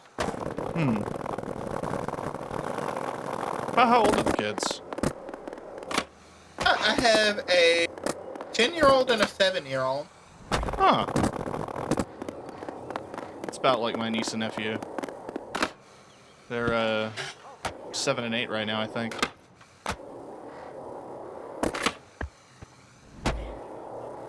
Yeah, no, it is wild. It is wild not only like being a streamer with children, but also being a trans femme VTuber with 2 kids. It is a combination of things for sure.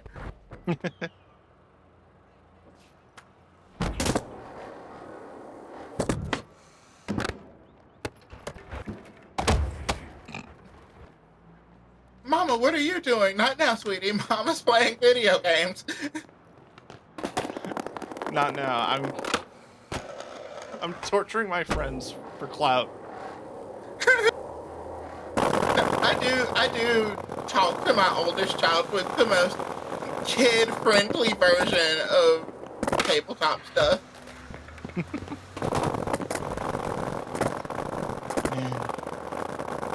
It is so watered down. It just reminded me that there was I did apply for a job where I was going to be like the GM for a kids camp. Because there was a local board game cafe to me that did like summer programs, and when I applied, I thought it was a shoo-in, and they never called me back. What made me sad about it though is that they ended up closing. Oh my goodness, hi! The skating goes well. Bunnies can do Nice. kickflips. I'll do a kickflip. I did a kickflip.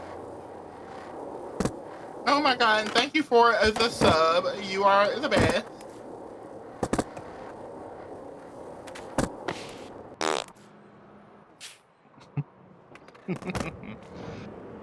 The rainbow socks. I had to do the rainbow socks and skirt. This game has fucking loot boxes, and they gave, like, in the set that this came in, they gave me the socks last. It was the last thing that they were willing to give me.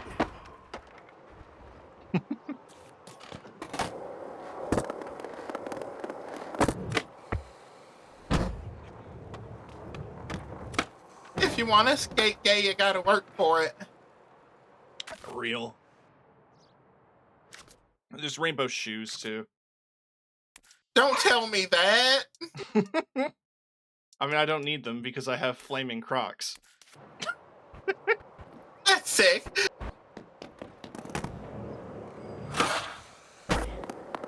That's so sick. I should get those in real life. You should get fire Crocs in real. Look at those. Look at. This is a what are those moment. With the socks. The Crocs and socks combo. I have like one of the most classic skater footwear fits ever, and you're just like,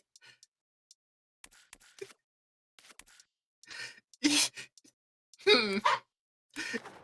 Guy Fieri coated. Holy shit, yes. Yeah.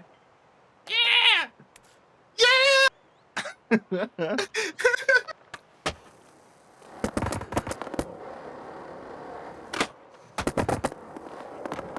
This is how most shirts feel on me these days.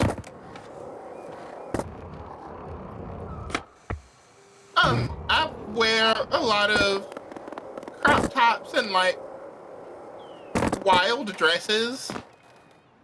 I have like a dress with like a window that is like a star shape and it's got like lacy arms on it, and I have one that has like almost a bat shape across the boob.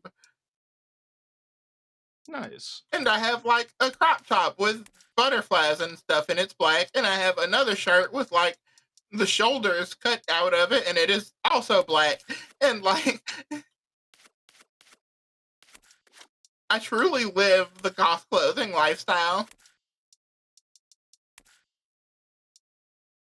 which makes the whole having kids thing even more interesting, because I'll be the only person at school, like, well, me and my wife will be the only people at the school meeting with colorful hair.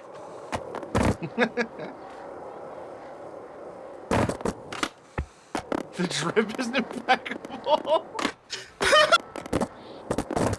I look like a child that, like, I look like a big, you know? Like... Holy shit. Also, your character is caked the fuck up. Oh, yeah. No, I made sure of that. Hell yeah, Mitha. Blue hair and pronouns. It's the way to be. That is one thing I'll complain about this game as well. No colored hair options. Yeah, no colorful hair options. That makes me say it. That has been a point of contention.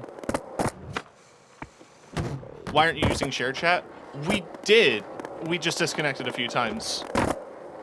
Yeah, everything keeps breaking on my end because, like, internet problems. Thank you for the watch streak, Mitha. Thank you for hanging around and hanging out. I'll play it again when they add colorful hair, shaking my head. I mean, I'll have to see about this update next week. They're adding tattoos, at least. There is no colorful hair and no dreadlocks. This is a discrimination against me in particular.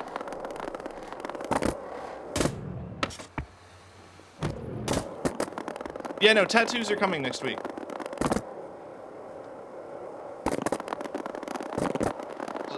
Most of them are probably going to be paid for, but at least they're coming. And next week we'll get tattoos for a paid subscription. You can subscribe to the tattoo parlor. Yeah, no, there some stuff happening, at least. I mean, at least glad. What the fuck happened?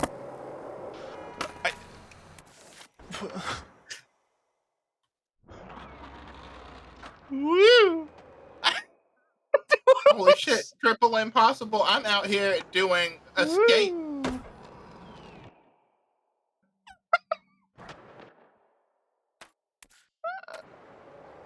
Woo!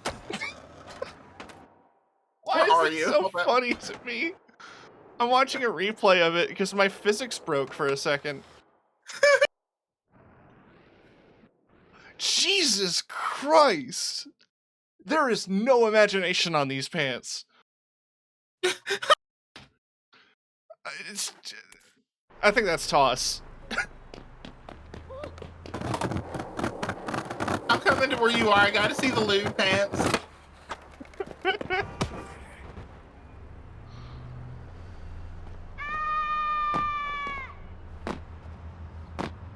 Oh man. Oh yeah, no, like it is visible. Also, I mean, oh my god!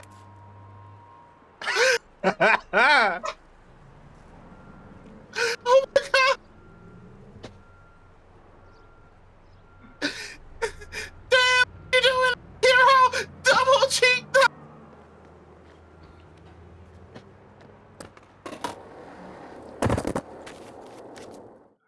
If I was to actually accessorize this, though.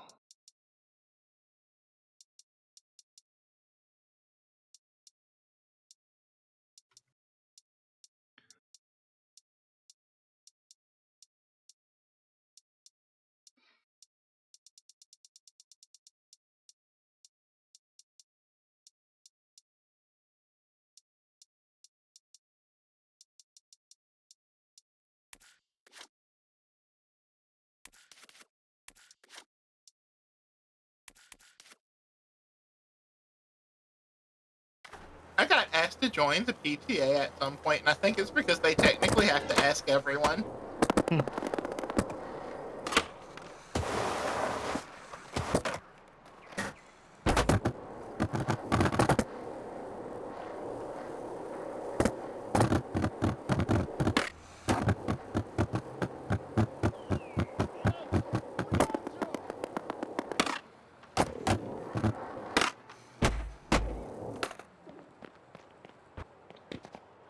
Right, so one more challenge. You know, we can just skate for a little bit longer. We don't have to do another challenge. That is true. The mental capacity for actual effort is gone.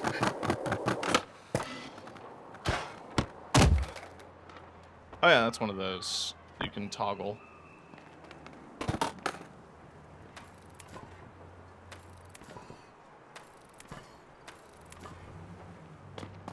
Whew. And do a couple more skatey tricks. The stick placement for doing a manual is difficult. It is a little tricky.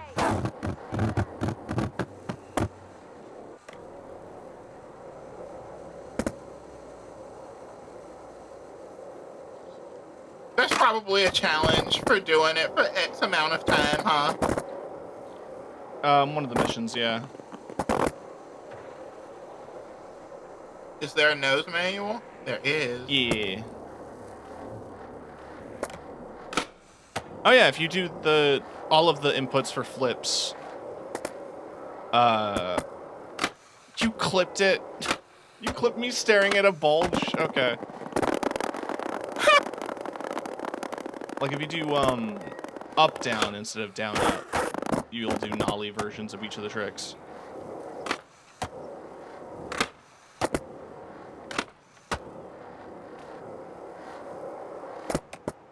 Oh no, you clipped the me doing the weird trick. Okay.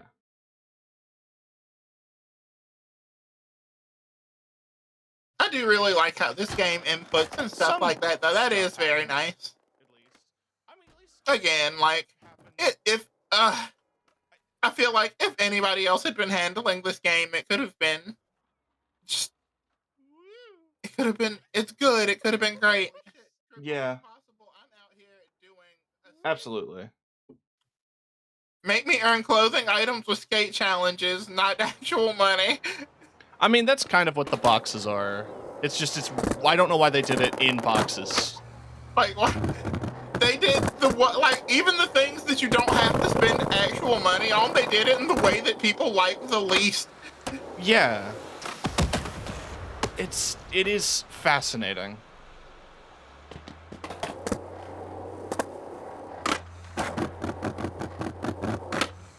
What do you like, fans of video games? Anything but this. So we listen to you, we hear you, and we're giving you this.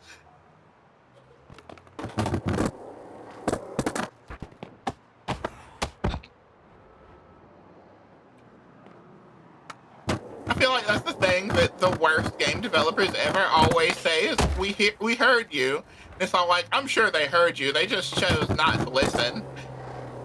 We heard you. We chose to implement 5% of what you said. We heard you, and you think it's about the thing that matters, and they're all like, and we're giving you hair dye in another loot box. We heard that you said you hate loot boxes and want hair dye. But all we heard was loot boxes and hair dye. So, there was a really funny thing that happened. That was like, they gave it the worst possible solution. And it was... Yeah? In the boxes, like the free boxes, there was a pair of pants that you could get. It's gone now, they took it out. But there was a pair of pants that looked identical to one that cost real money. And a bunch of people were like, hey, this sucks. What are we paying for? If we're buying... So they took out the free ones? Yes! Yes, they took out the free ones! Shit! I really don't know what I expected, honestly. Just like, holy shit, you're right, those are incredibly similar. Give us money. Like, I mean, the funniest part, too, is if you had unlocked it before they took them away, you have them. Damn. No, I mean, see, the real solution would have been to, like, appeal to the skaters again and put an extra tear on the knee of the paid one. Yeah, no, like, they don't... There's so very little wear on clothing, apart from, like, a couple of pairs of jeans. In a future... Yeah, I've fallen off of actual skyscrapers, and my skirt is pristine. In a future update, they're gonna be doing, like, toggleable board wear, which is something people have been asking for a while. Oh, that would actually be cool. It's not high on the priority list. Like, when they were talking on the dev thing, it's like, these are things that we want to implement and we're working on, but we have an order of, like, shit we want to get sorted first. Like, up until, like, a month ago, I think people were permanently stuck on the tutorial island. So it is very much still early access, got it. Yeah.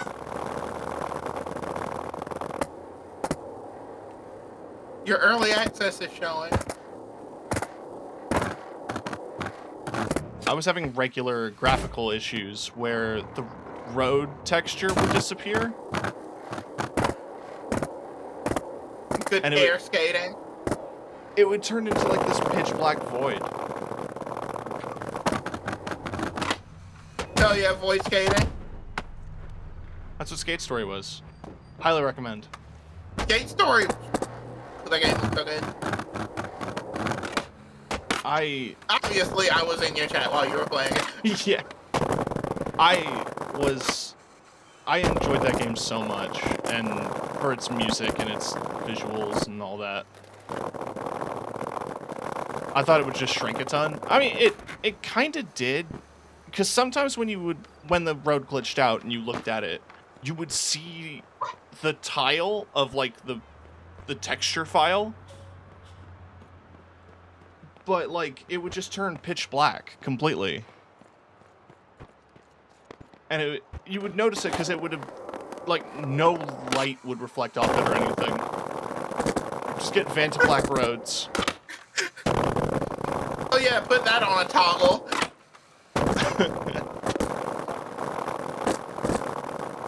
You know, I say a lot about being in people's streams. It is still wild to me at this point that a lot of my, like, you know, closest, goodest friends are, like, actually people who I was just, like, in the Twitch chat of. Yeah. For a while. It's something wild to think about, that there's a bunch of friends that I have that are like that. Like, no, but you're famous.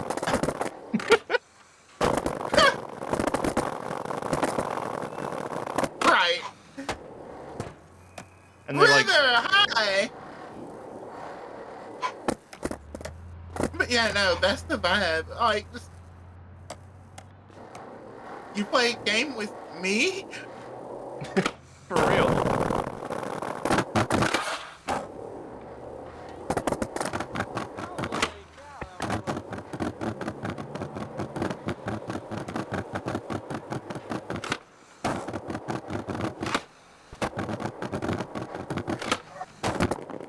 And I'm always like, I'm not sure how I got here, and I'm not sure any of my friends are either.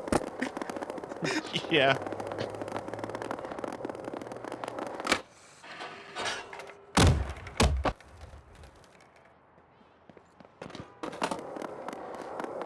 Because all of my friends are cooler than me, obviously. I feel that.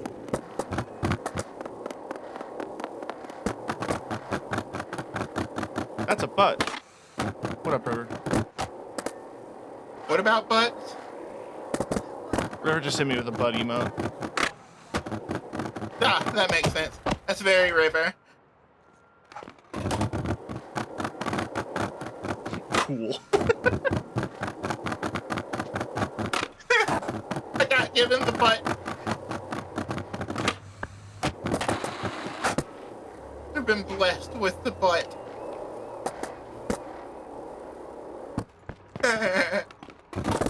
Solid emotes. Hell yeah. And yes, you, Mitha, you're also famous.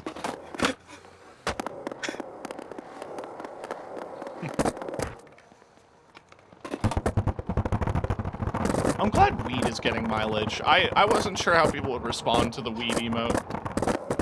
Yeah, no, the weed emote absolutely fucking slaps. And it's totally kosher, Twitch, because it's just titled Funny Grass.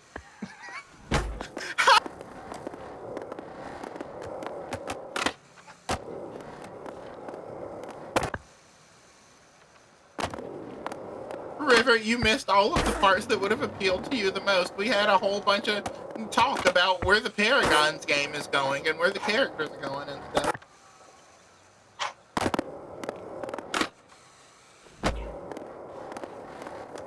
I'm gonna do some digging on this on my own, but I do want to just ask River real quick on that area of expertise. Like, if I wanted to play a fighter character that swapped weapons every attack, what would be the good subclass for that?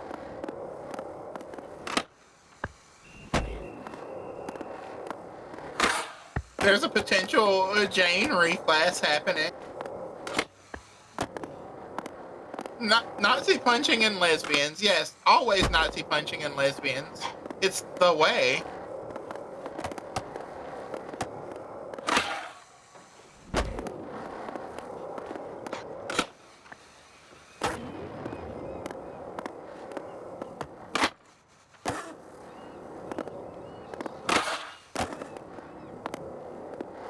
Did I ever talk to you about what my buddy Fawn tried to do in terms of tabletop stuff. It was really fascinating.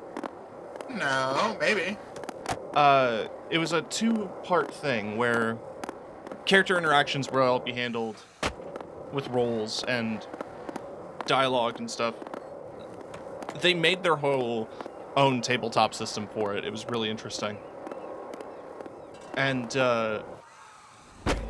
when it came to air quotes combat, it was a street racing RPG, so we would actually race each other physically in a racing game. Oh, hell yeah. That's integration. That's somebody who just wanted to play Forza. Like, yeah, sure, there's talking or whatever. Anyway, get on Forza. That's what was really funny, is that there was a whole encounter that was supposed to turn into a race, and I think because of me, it turned into a like turn-based combat. You start a fight, they load up Street Fighter.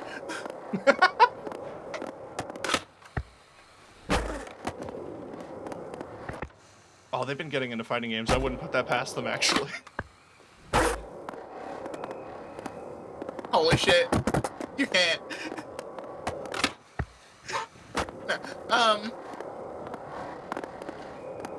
I do want to work on making a system of some sort at some point. Currently, I am working on something that the Pathfinder heads are actually going to hate. Oh. And I'm trying to balance a way to implement a mana bar system. Not because I think it would be better or worse, just because I think it would be different and cool. I think, like, seeing as how many of us play the videos game, like, a mana bar system translates pretty well, and I feel like for a lot of people who are getting into, who don't normally play spellcasters, it would be an easy way to get people in. Yeah, because slots are a little confusing for some people. Don't unfollow River. No, okay, River, wait, let me explain. I can balance it. That's the thing that I've been working on the most, is how do you balance that? Lightning Swap is great. It's a flourish, fighter exemplar's action feat. You interact to stow any number of items, then draw up to 2 weapons or a shield. That would really work. You see, because Jane has started collecting tools of destruction. And it's not something that I would be implementing in, like, my streamed games or stuff in any way. It'd probably be something that I would, like, be testing out in, like, home games and shit like that. Because, you know, like, I like to keep the... I already do enough homebrew with my streamed games. Yeah.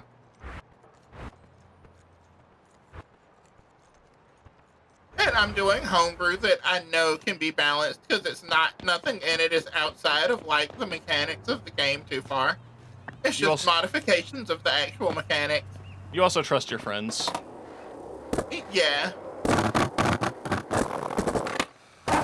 Y'all are only gonna use it if it's, like, fucking...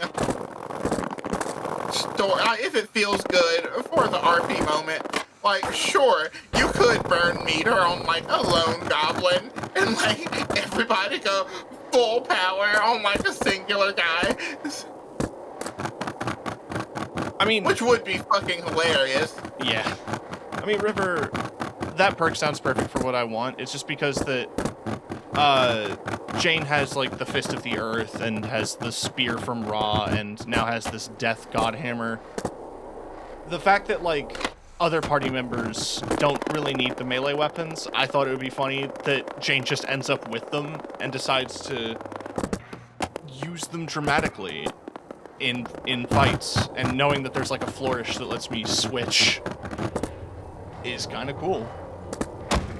That Death God Hammer is... that is not without consequence. Oh boy. No, I can't wait. I trust you. I say this because I trust you to absolutely just continue to play Jane as she would be played. But, like... Oh... Just hearing the hammer be, like, violent and being like, yeah, sure, dude. I got you, bro. You want violence? Good news. Here's a Nazi. Oh boy, are we in the right place for you? This should shut you up.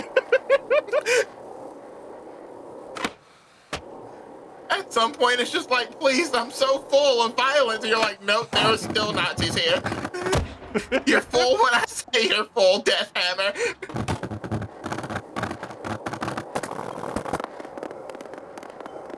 Tie all the weapons together into a turducken type of amalgamation.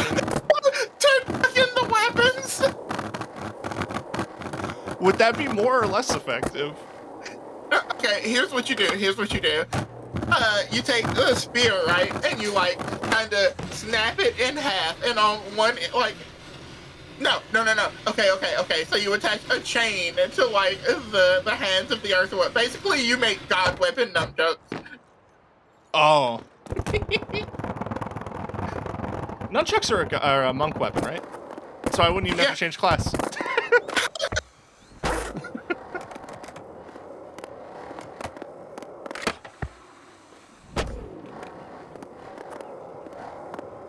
The nunchucks of dubious divinity.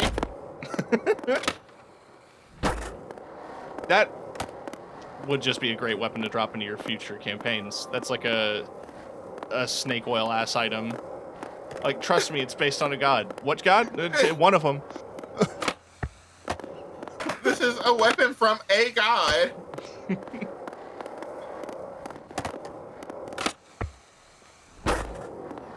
Just gonna have a character that is constantly like, hey, God loves you, and then never specifies.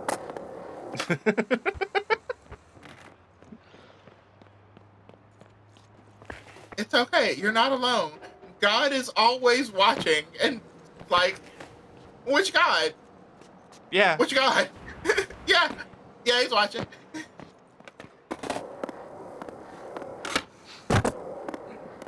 New terrible isekai idea is a fucking devout Catholic priest gets sent into a fantasy world. Only one that believes in the Christian God. Can you imagine playing that character? A cleric of fucking Jesus Christ in the Forgotten Realms or some shit?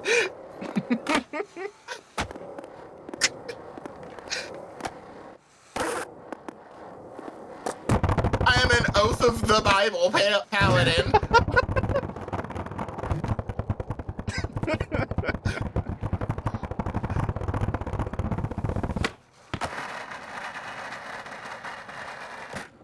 Bible man.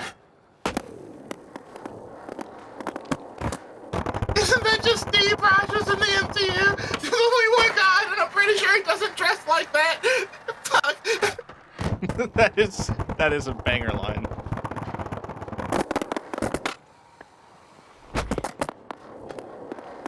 Canon. Captain America is a paladin, like an Oath of Jesus paladin.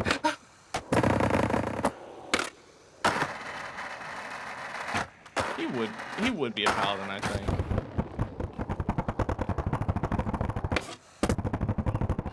I don't think he would be a paladin. No? No. I think he's a Battlemaster fighter. Like 5e classing him, and that's a Battlemaster fighter. To give him a Pathfinder class, Dog's just a fighter. He's just a fighter. He's got weapon proficiencies, simple and martial. That's fair. I'm thinking, I mean, Pathfinder and D&D both have auras, right? For paladins? Yeah.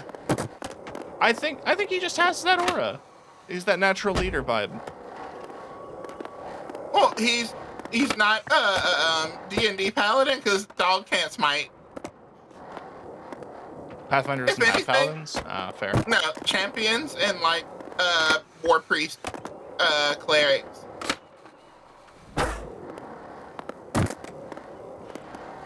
Bards would pray to Sophie, right? No, I think if anybody in the MCU is a paladin, it's Thor. Yeah. Does that count? He's literally a god. See, okay, now we're getting really interesting and conceptual. is somebody who is devout to a religion where they are the god.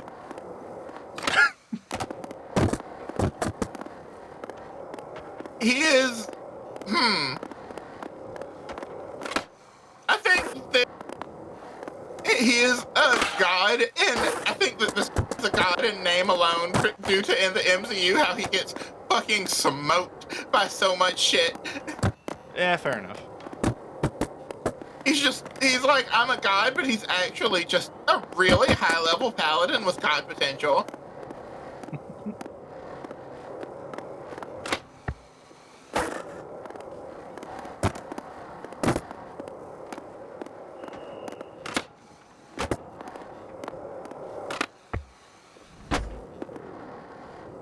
Can't believe it's been 4 hours. Holy shit.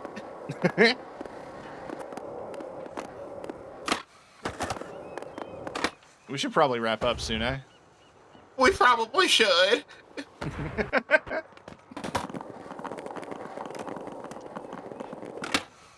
think that's probably the first time I've actually heard you say "a" in the stereotypically Canadian way.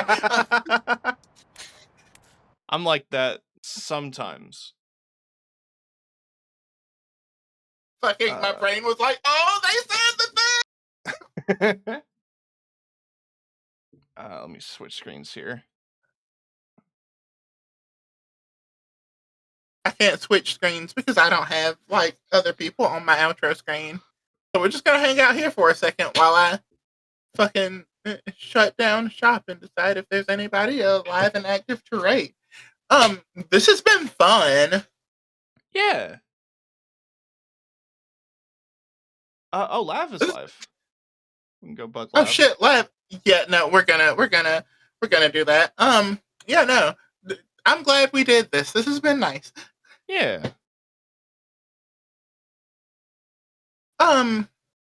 Yeah. We should definitely get together, play some more games sometimes. I'm trying to do more of this kind of stuff with my friends and stuff, because outside of that, I'm just like, I don't stream often enough, and I know it. Yeah. No, I struggle with that too. Oh my god, thank you for the follow. Welcome to the burrow. You meow at me, you're going to scare the bunny away.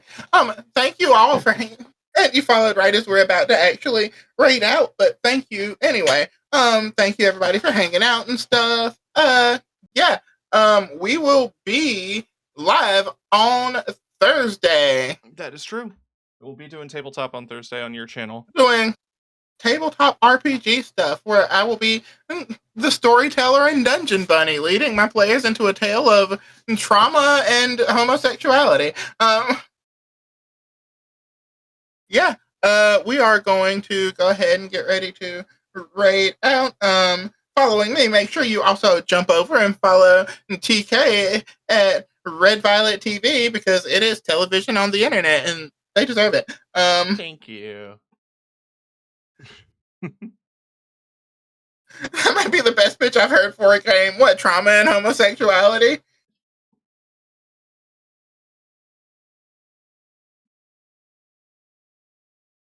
God, I hope I spelled her fucking name right. Lav Liminal. I copy pasted. Hopefully it works. But yeah, we're going to raid Lev. Go show her some love. Follow her. Tell her that you were sent by TK and the Bunny. That sounds like a fucking radio show. You're listening to W something something something. TK and the Bunny. Anyway, yeah. Thank y'all. Definitely go show her some love, and we'll see y'all Thursday. Bye. Bye.